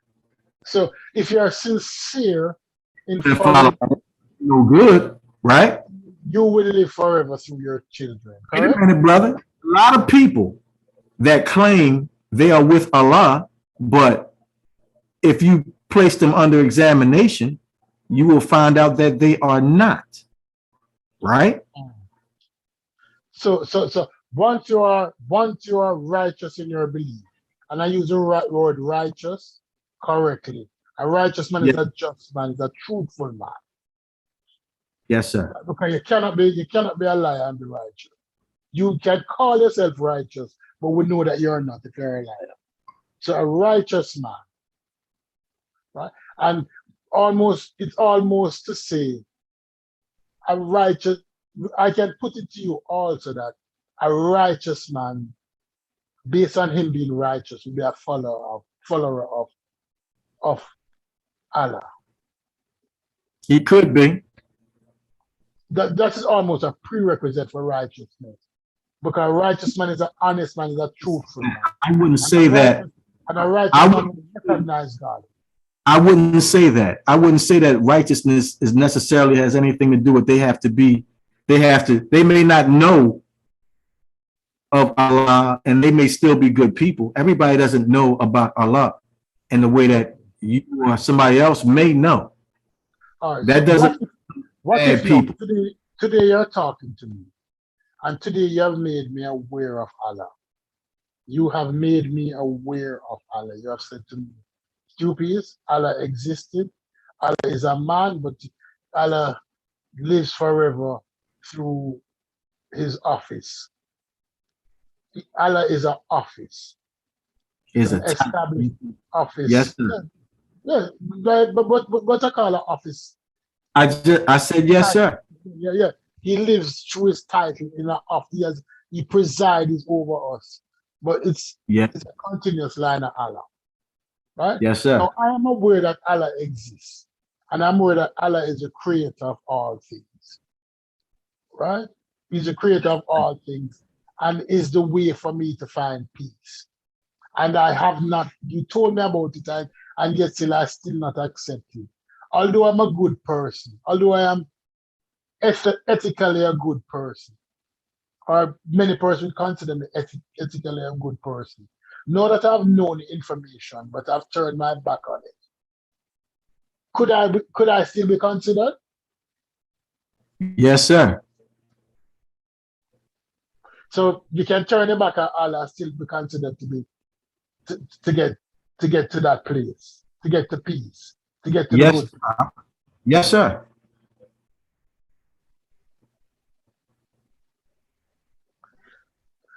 So why you need Allah then? Why not just tell people that all you need to do is to be a good person? Well, I can't control how people believe, but as far as I've been taught, when things go down and it gets even worse than what it is, as far as, people, succumbing to things and storms and wars and tragedies, when it gets down to it, people will know who Allah is. And then they'll line up as they're supposed to, those that's going to, make it. And I'm not saying I'm going to make it. I'm just telling you how it's spelled out as far as anybody that's with Elijah Muhammad. No, but again, I just asked you, if I can know who Allah is, I know who Allah is because you just introduced me to Allah.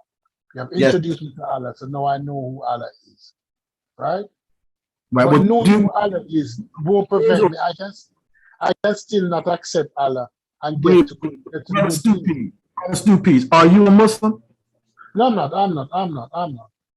You're not. Well, you're right. So, Huh? well, what you're asking, if somebody was a Muslim and turned away. No, if somebody wasn't a Muslim but got the information.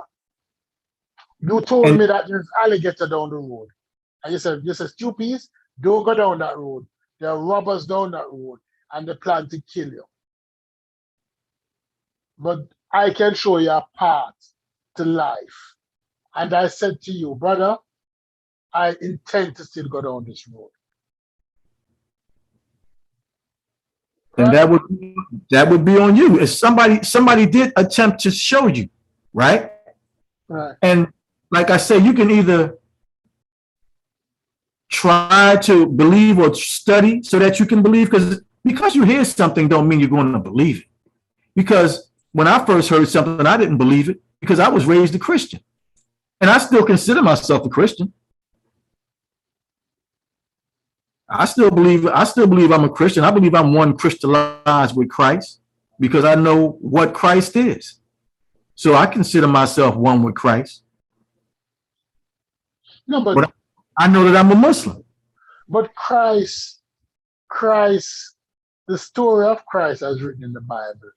I said that I know who Christ is. Right. I don't go by what's written in the Bible because I know what that means. It don't mean exactly what's written. So the Christ that you know wouldn't be all seeing, all knowing, and wouldn't be sitting on the right hand side of his Father in heaven. No, that's not the Christ you know. Well, I don't know about all that. So yeah, I just threw it out there because you don't like know that. about Christ.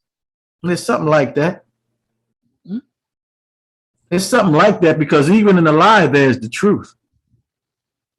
But that Christ didn't exist because that Christ claimed that his Father is the creator of the universe. No. Unless his Father is Allah. Of course, that Christ claimed that. Well, the Christ in the Bible's Father is Allah.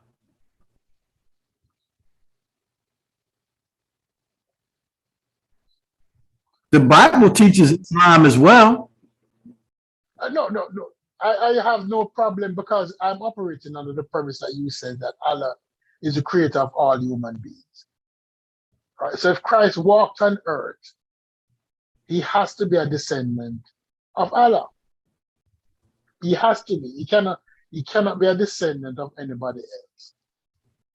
And if he's a descendant of Allah and he said his father is God, Allah has to be his father.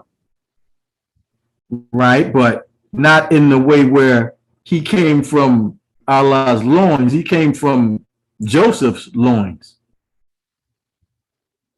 Joseph is Jesus' father, but Allah is his spiritual father.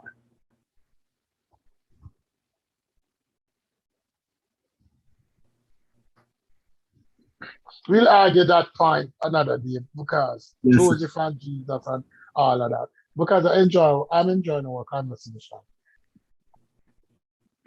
Right? I'm trying. I got to go to work in the morning. Okay. All right. So tell you what. Why the country you live? Stu Peas, where you live? I live in Florida. Okay, well, we both East Coast, then I live in Philly. Yeah, I live in Florida. So since you're going to work in the morning, one weekend when you're off and you're off Okay, we can go a little longer, Stu. We good. okay. But so because the general understanding, uh we understand Allah is a man. There's no spookism, there's no miracles, because what Allah might perform, men might see it as miracles, but it's not miracles as the miracles in the Bible. It's scientific discovery used. Or so does Allah answer prayers? Your mother is sick in the hospital. Yes, sir. And so he will come and heal her. Allah does answer prayers. But does he answer prayers that people are afflicted with illnesses and need to be healed? Somebody has cancer and need to be healed. Does he answer those prayers? Yes, sir.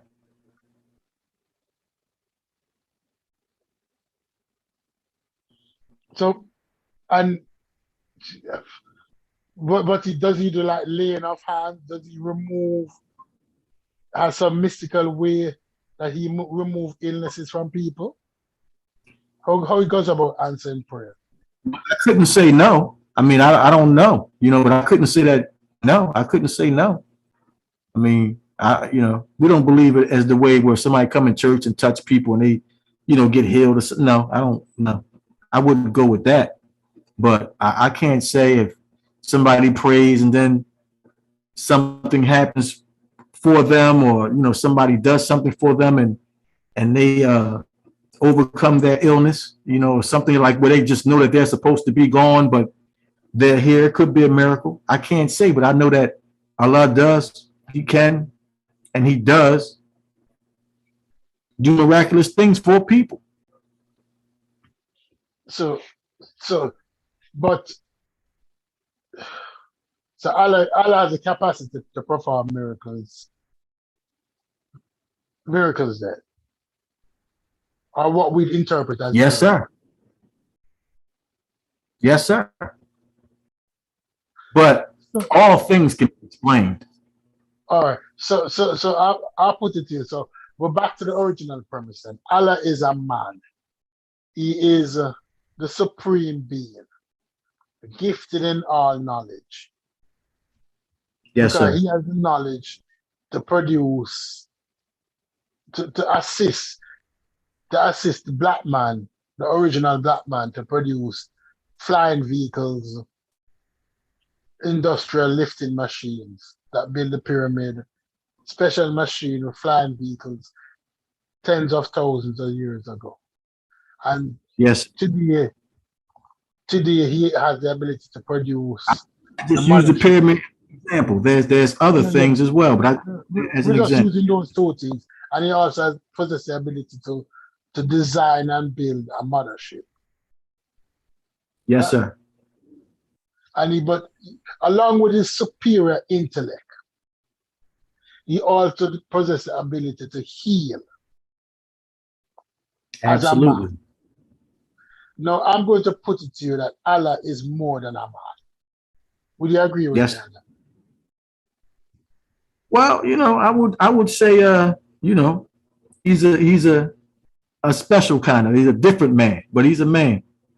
But there can't be such thing as a different man. Well, either you're a man or you're more than a man.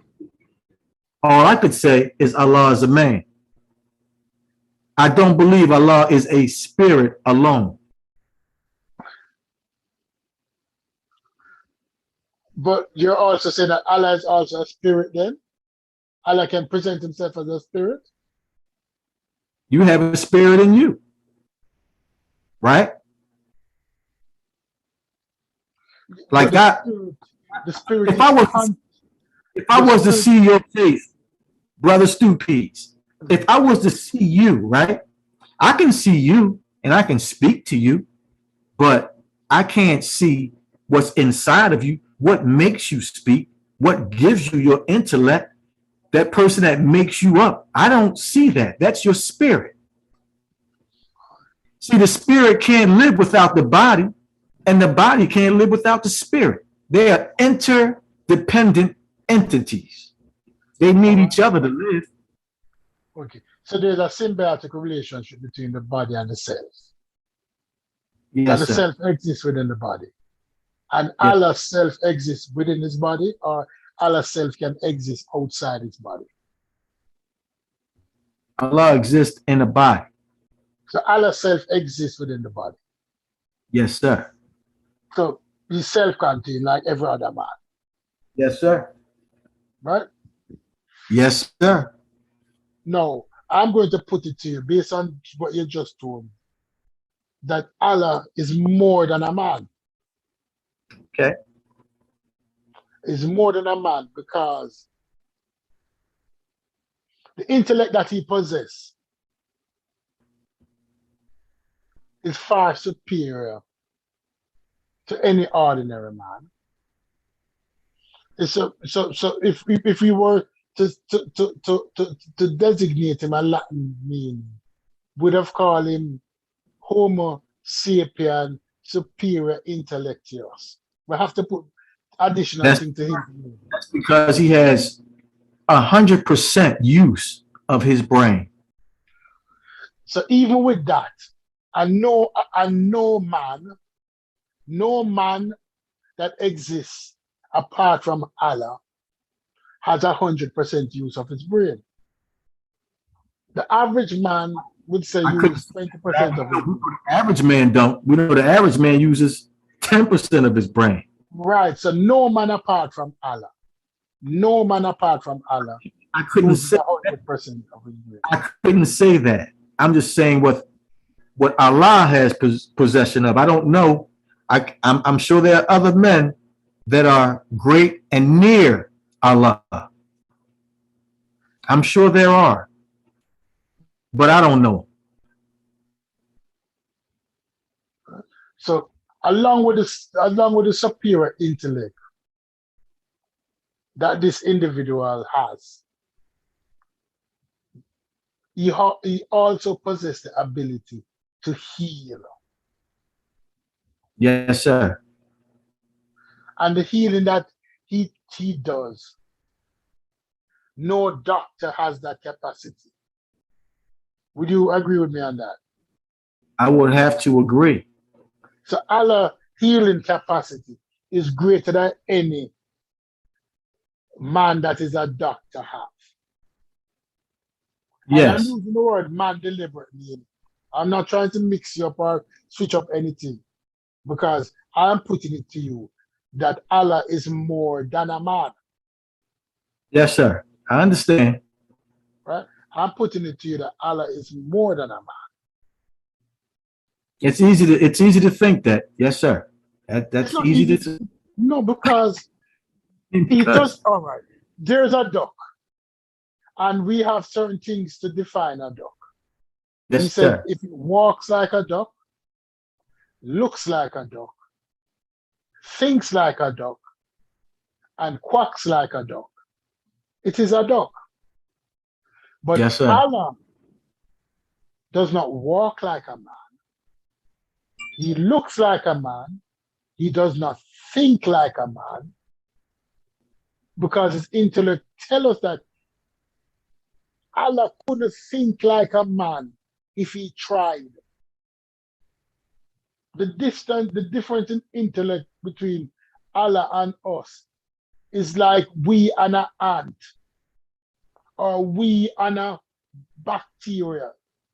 man to a bacteria intellect.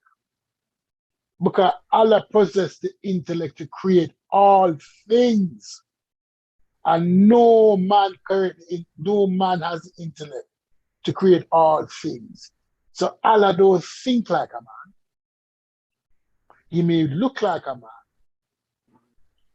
but he possesses abilities that no man possess. So based upon that definition, we cannot say Allah is simply a man. We can say that he is more than a man. I would say he's an extraordinary man, but he's a man. Well, I love you. I'm not lying. I love you. I love you. I love you because Yes, sir. I love your level of peace. Because you don't make me get under your skin, and I'm not trying to be disrespectful. You're very kind. As was the other brother I was speaking to. He's a good brother as well. So both of you are good brothers, man. And I hope that I did not offend or disappoint either of you, because that is not my intention. I enjoy, I enjoy the conversation.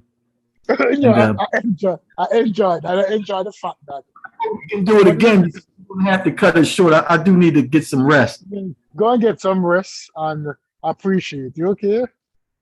Okay. Now I am in the group that I guess we're all in that Islam versus the Nation of Islam group. I don't know. I'm not in that group, but I'll get myself in it. Okay, well that's the group that I'm in where I saw this at.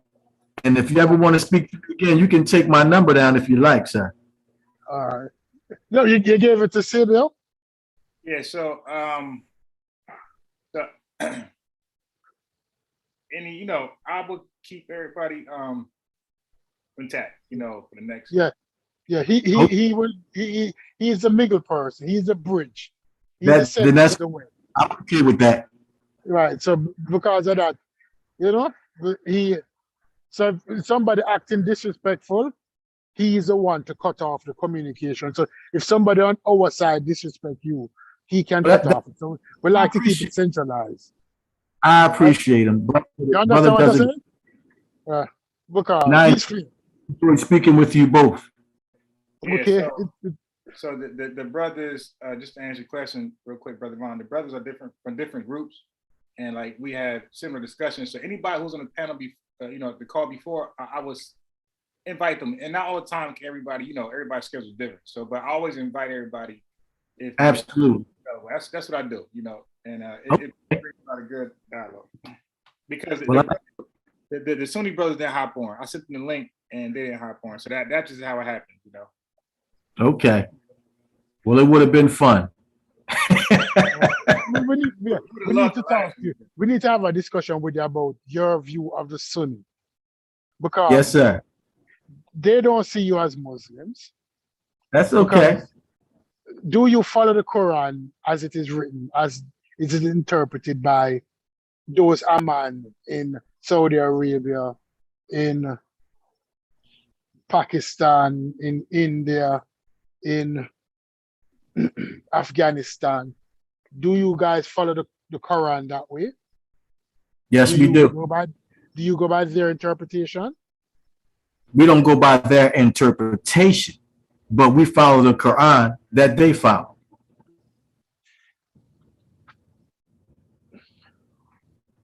And we need to set up a discussion. A lot of them, they follow the Hadith more than they follow the Quran. And the Hadith is not the Quran. The Quran supersedes everything. And when they get twisted up, they lean on the Hadith, and there's no proof of who wrote the Hadiths. There are some that are authentic, but it's not that many. A lot of the Hadith is just people making up stuff. Yeah, do you lean on any Hadith? But we don't take the Hadith as gospel. Okay.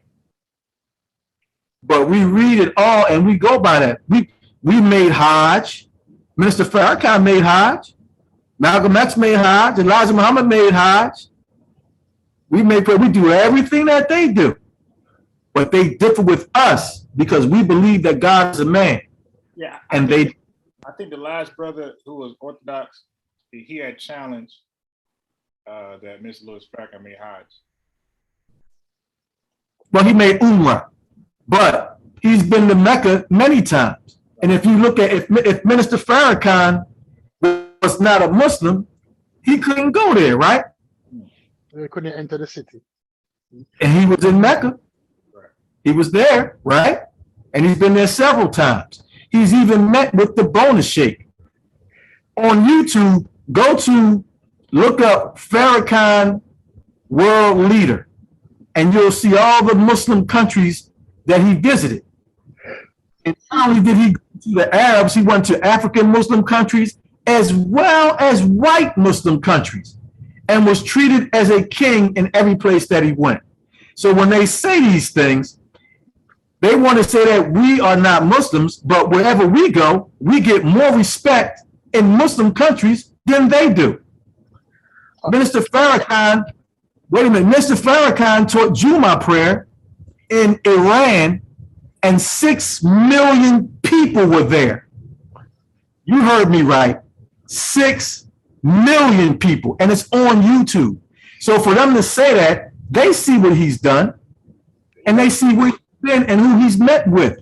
So for them to say that shows that either they are mischievous, purposely just don't want to look, or they want to consider all the Muslims they hold in high regard as non-Muslims because they love Farrakhan. It's interesting. This is the last thing I'm going to say. You read the Bible and Quran, because I do know the Muslims, right, disagree with Jesus being crucified. But the Bible, so in other words, the Quran said it didn't happen, the Bible said it didn't happen. Like, where do you stand on that? The Quran says that Jesus was not killed by them. It says they think that they killed him, but they killed him not. So in other words, he wasn't crucified. In other words, he escaped death. Right. So now, right. So, but the Bible said he was, obviously, because the Bible says that he was crucified and he rose from the dead. Right. So you got two books that differ. I'm interested to know which side do you stand on? I stand on thought they killed him, but they killed him not. But my stance is something different because I got a different teaching. You see what I'm saying? Elijah Muhammad taught us that Jesus of Scripture was killed. Okay. He wasn't killed in the manner that they wrote about. But he did teach that he killed. But he also taught that the scripture in the Quran, where it says that they thought they killed Jesus, but they killed him not, wasn't talking about that Jesus 2,000 years ago. It was talking about somebody in the future.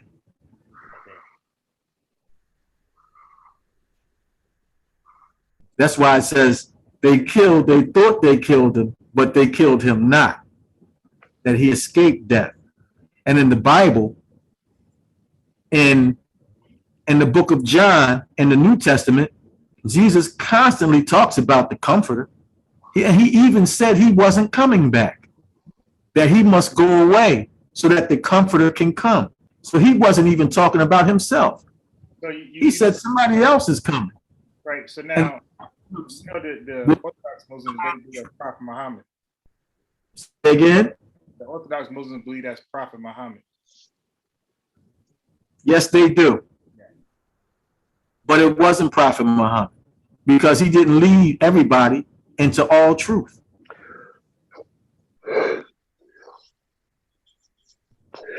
Listen, yeah, that'd be a good, good subject right there. Like, so the subject would be, who is the Comforter? You know what I mean? That'd be a good one. Is it? Yes, sir. Yes, sir. Because you got three different perspectives. You got the Bible believers who would say it's the Holy Spirit. Orthodox Islam would say Prophet Muhammad, and you would have the next Islam. I guess they would say Elijah Muhammad, correct?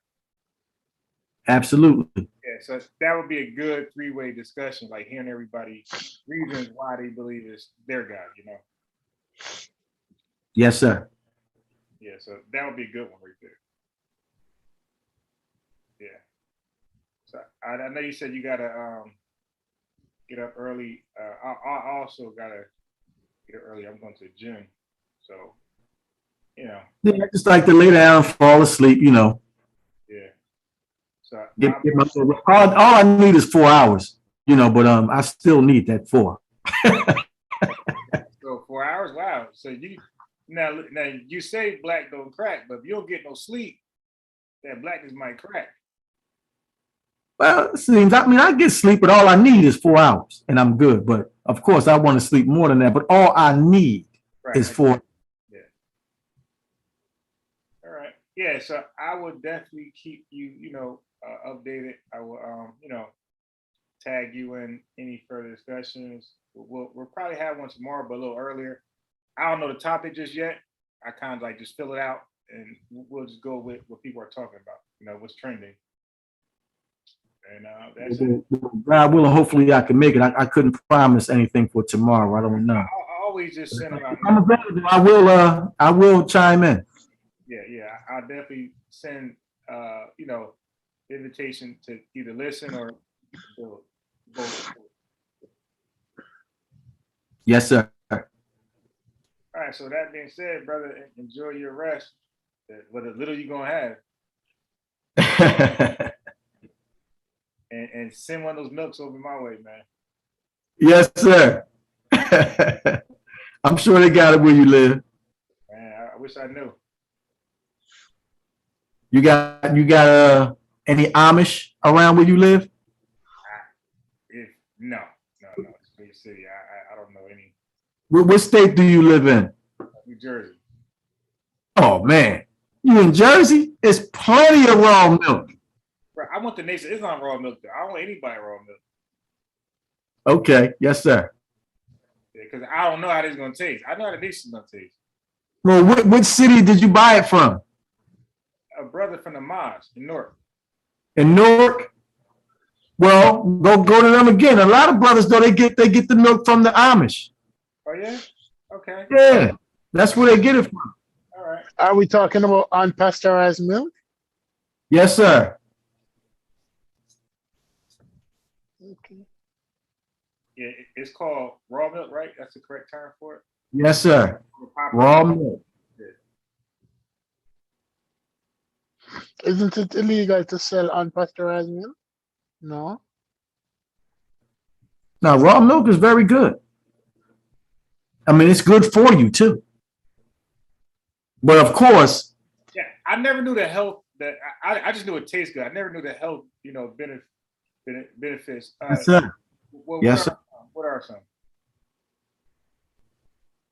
Well, and that's what I was going to get to. That you won't really get the full benefit unless you begin to eat right totally.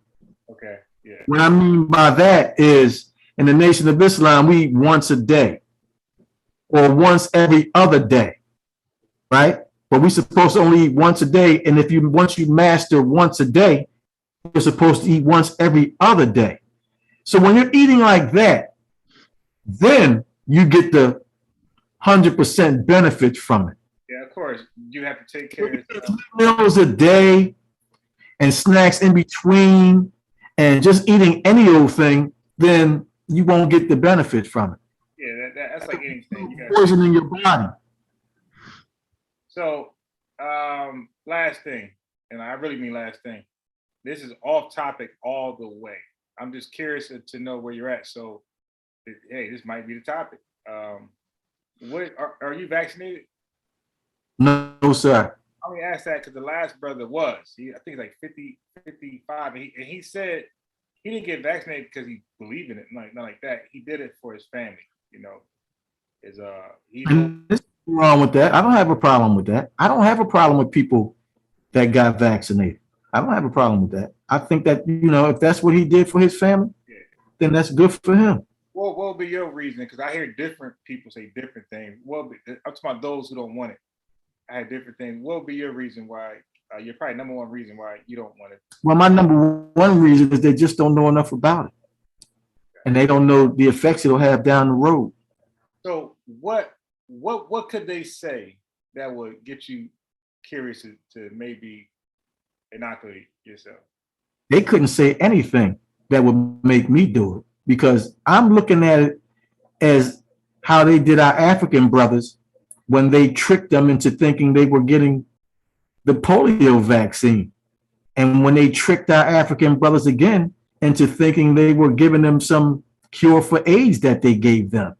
And when they tricked the Indian man and they put smallpox in his blankets, I don't, and when they tricked our brothers with the syphilis experiment, no, I don't trust them at all. And especially in these days. So you don't go to the hospital at all for any treatment? Of course I do. I'm an intelligent brother. I go visit my doctor regularly. We're not taught not to go to the doctor. We're taught not to do anything stupid. Yeah, now I was just asking. I thought that's where you was going. Like you pretty much just self-medicate. No, sir. I go to the doctor. Got it. And if they find something wrong, I take what they prescribe. Right, I got you. Yes, sir. And that's how we're taught. We don't do nothing stupid. Yeah, got you. We don't do like the Jehovah's Witnesses. They be like, no, man, I just want to, I'll just go ahead and die. I don't want anything. We don't do that. Yeah, I got you. So now the only reason why I asked you was there anything that they can say about the vaccine, because you said you didn't have enough information on it. So I was just saying, what if it was like a plethora, a hypothetical situation where they had a plethora of information on it? Would that change anything? No, sir, because I don't trust them with this particular thing. I don't trust them. Yeah, and I just wanted your thoughts on that. Sometimes I throw that out there just to see if that's something that. And Minister Farrakhan told everybody in the Nation of Islam, don't take it. So what do you think about now? You just said this. You said eating or drinking something that's healthy, good for you, it's not going to maximize its full potential or full ability if you're not taking care of yourself. So now we know Black folks are out of shape and all type of heart and diabetes. So now what the COVID-19 virus is doing is that it's exploiting preconditions, right? So, It is. Right. So if Black folks are not to take something that's supposedly there to minimize COVID-19 effects on people who are dealing with preconditions, what could they do to protect themselves? Because if not, like they're just fair game when they get contract COVID-19. You're right. Now, what we do in the Nation of Islam, what our classes, when we go to FOI class, we are told to buy these things. So if we come down with COVID-19, we can fight it. Okay. The first thing is vitamin D3, 5,000 IUs once daily for 2 weeks. Vitamin C, 1,000 milligrams 3 times a day for 2 weeks. Zinc, once a day per bottle instructions. A drug called Quercetin, 500 milligrams taken once daily for 2 weeks. This next thing I can't really pronounce. It looked like it's called N-acetylcysteine. Okay. NAC, 600 milligrams once daily for 2 weeks. Melatonin, 10 milligrams, no more than 3 nights per week. And black seed oil. Yeah, now that'd be dope if y'all had somebody who said it like in a smoothie. Right. And you can also get the drug ivermectin. That would also help you. Wait, ain't that the drug that Donald Trump was promoting? I don't know what Donald Trump was promoting. Yeah, I think that was it. Well, if it was, that's the one you should use. Not the one for horses. It's 2 ivermectins. Not the animal drugs. The one for humans. Yeah. What about the pills they're trying to come out with? Would y'all No, sir. We will not take it. So y'all just gonna take on COVID-19 head up and just fight it. Well, we try not to get it, but if you catch it, you just have to try and do the right things. But again, you got to take care of yourself So because now if you are sick, it could probably take you out. yeah. So what are the precautions not to get it other than social distance, wear a mask, stay home? Stay out the way, brother. That's all I can tell you is to stay home. Yeah, yeah, yeah. And that's all I can tell you. But are people doing that? No. No, no, they're not. But I'm a season ticket holder to the Sixers games. Guess who don't go? Hmm. I don't go. I give my tickets to my brother, and he take whoever he want to take. Okay, got you. Right, right. So you taking the necessary precautions. I don't go, and I love basketball. I'm a junkie just like you, but I don't go, brother. That's funny. And abortions, yay or nay? Uh, Overall, no. But if a woman is raped and she wants to get an abortion, I would not be against that. What if a what if a 15-year-old just experienced with sex, was promiscuous, got pregnant, 15, 14, and they really just didn't want to, be a mom that early in life? I wouldn't tell him to get an abortion. I would tell her to have her baby, and if she didn't want to keep the baby, to give it up for adoption. That's what I would tell her. I wouldn't, because that could be the answer to our people's prayers in her womb. Okay. Now here's the thing. Now watch this. When they give their baby up for adoption, is white people and gay couples about getting those babies and raising them as their own. Well, that's okay, brother. If if it's a good family of good people that treat the baby right, it doesn't matter who adopts them. I We always don't, say it because when it comes to like the black male child, why it seemed like when a white family adopt them, that boy always end up gay. well, because when white people take our babies, they're not going to teach them who they are or allow them to be themselves. They'll try to turn them into a chocolate white person. So that's why that happens. But I'm trying to be as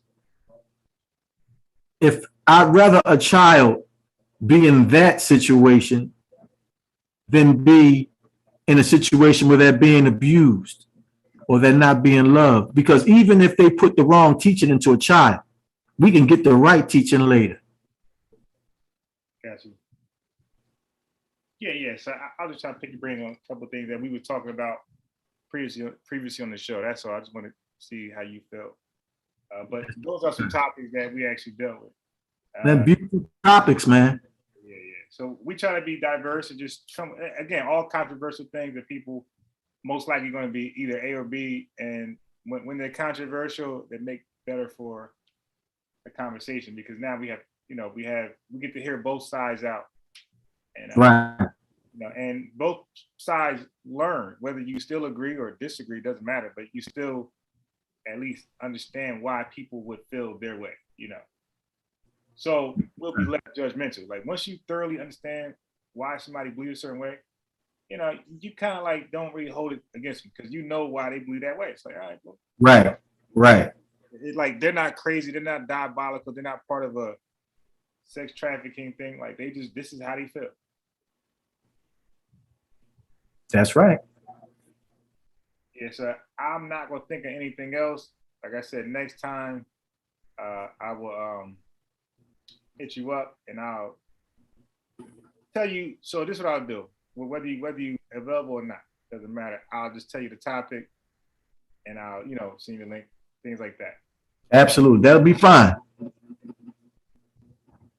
All right. Well, man, it's great talking to you. I went on mute when Stu Peace started to ask because I didn't want to step in and mess the build up. It was good. It was a good build. I just sat back and went on mute and just.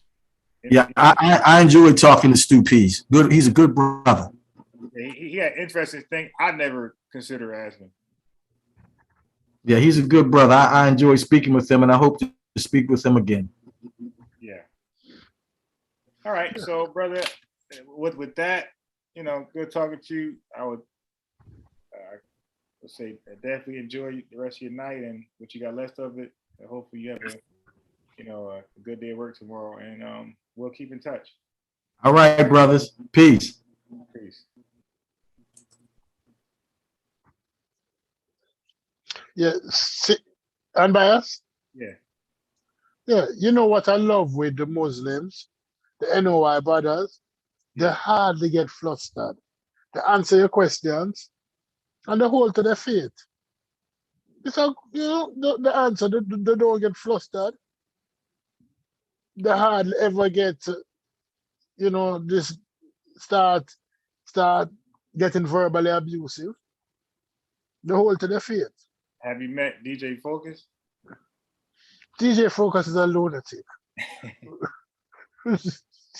In every rule, there has to be an exception.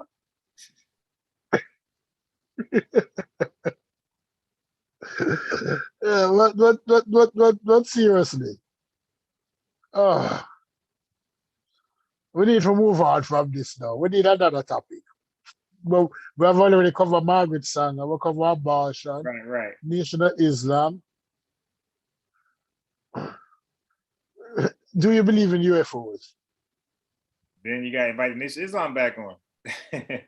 Hmm? I said, Do you believe in me? Yeah. Okay, so I learned from pseudos. When you say that, they're gonna hold you to the exact definition. A balloon, a balloon in the sky that I don't know it's a balloon is technically UFO. Right. Right, it's unidentified. So I'll say this. I would just quote Neil deGrasse Tyson. If somebody's able to identify an unidentified object, I want to talk to that person because that's what UFOs are. They are unidentified objects. So if you identify it, we have a problem.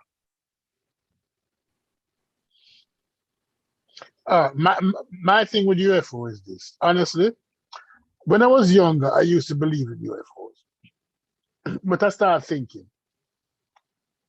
and I said to myself, why would a race of people with the capacity to travel across the stars come to Earth and be hiding? Yeah, right. It can be only one or two things. Scared of human beings, yeah. Is either they're scared of us, or number two, they don't want to, they're following the directive in Star Trek. Yeah. They don't want to trouble our civilization. Okay. Right? But either which way, you're not traveling billions of miles across the stars. You're not going to the zoo and not wave at the chimpanzees. Yeah. Right. Because any race of people, not people, any entity, because I can't call them people because I don't know if they are people, right, who possess the capacity to traverse the stars is at a level of technology that is far beyond us. Yeah. Right? So what would they have to fear? Right. What would they have to fear? They can run circles around us, but it's like looking at a pile of ants. You know, you All right. Yeah. And that's exactly what I asked the brother. If Muhammad, to us, Muhammad, we would be a pile of ants to Allah. Right. Because his intellect is so superior to ours. And if his intellect is so superior to ours, he cannot just be a man. Right. Because what he can do, no other man can do. So how would you classify him as a man? Yeah. We're not talking about Usain Bolt running 2/10 of a second faster than Tyson Gay. Yeah. That disparity is nothing in the grand scope of things. Because Tyson Gay can run faster than 99.9999999999999% of people in the world. The only person that is not faster than is Usain Bolt. Yeah. So they're in the same league as men, right? We're not talking about that. We're talking about an intellect that was capable of creating the stars.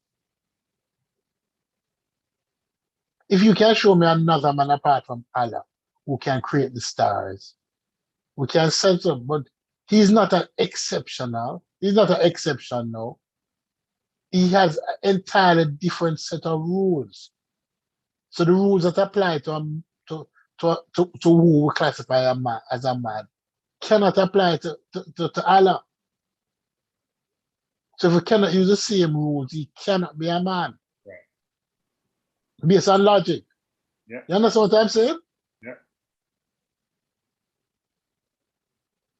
Yeah. But you said that Allah don't perform miracles, but he says Allah perform miracles.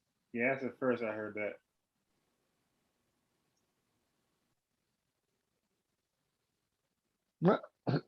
What man performs miracles? What man perform miracles? Yeah. So if he performed miracles, then he's no longer a man. Yeah, he's not. So one of the tenets of the religion that Allah is a man, right? Yeah. But then what man birthed a woman from himself? Right. Yeah. That was a perfect union. I didn't go into it more. I should have, but that would have been a perfect human. That imagine you could create your own life partner. Yeah. I'm sure the gamers would be like, man, the gamers know exactly what you mean when you say that.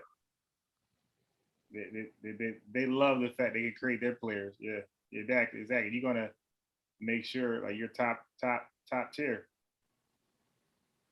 That all needs that you want will be covered. All needs and want.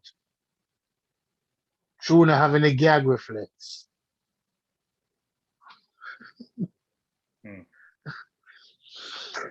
But it is. But anyway, tomorrow I hope to come up earlier.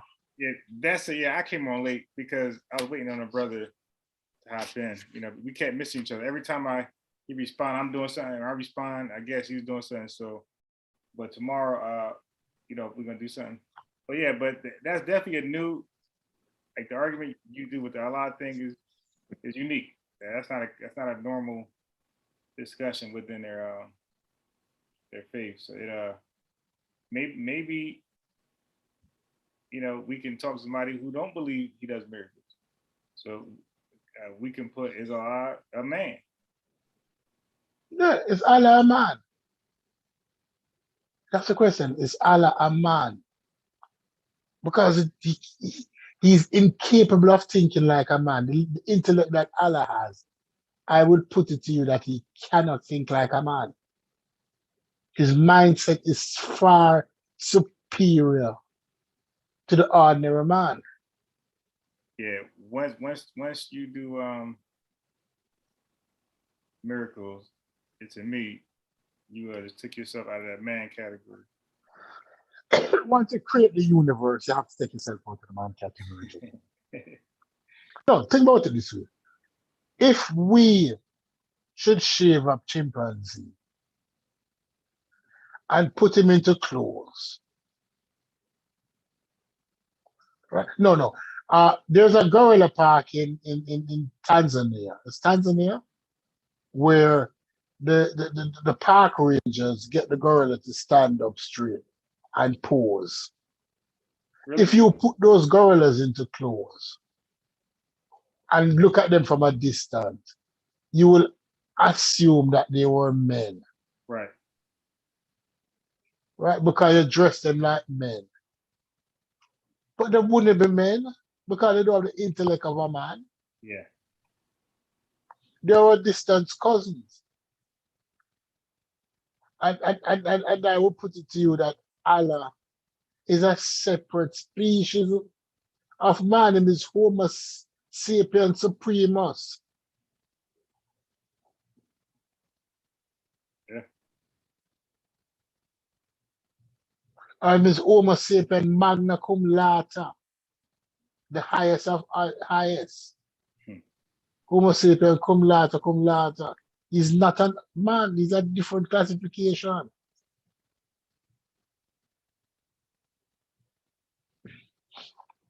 Anyhow, watch it tomorrow. I'm going to get some sleep. Yeah. Well, I'm out too, man. I'm gonna go on earlier. All right. Yeah. Peace. We're out of here. Peace.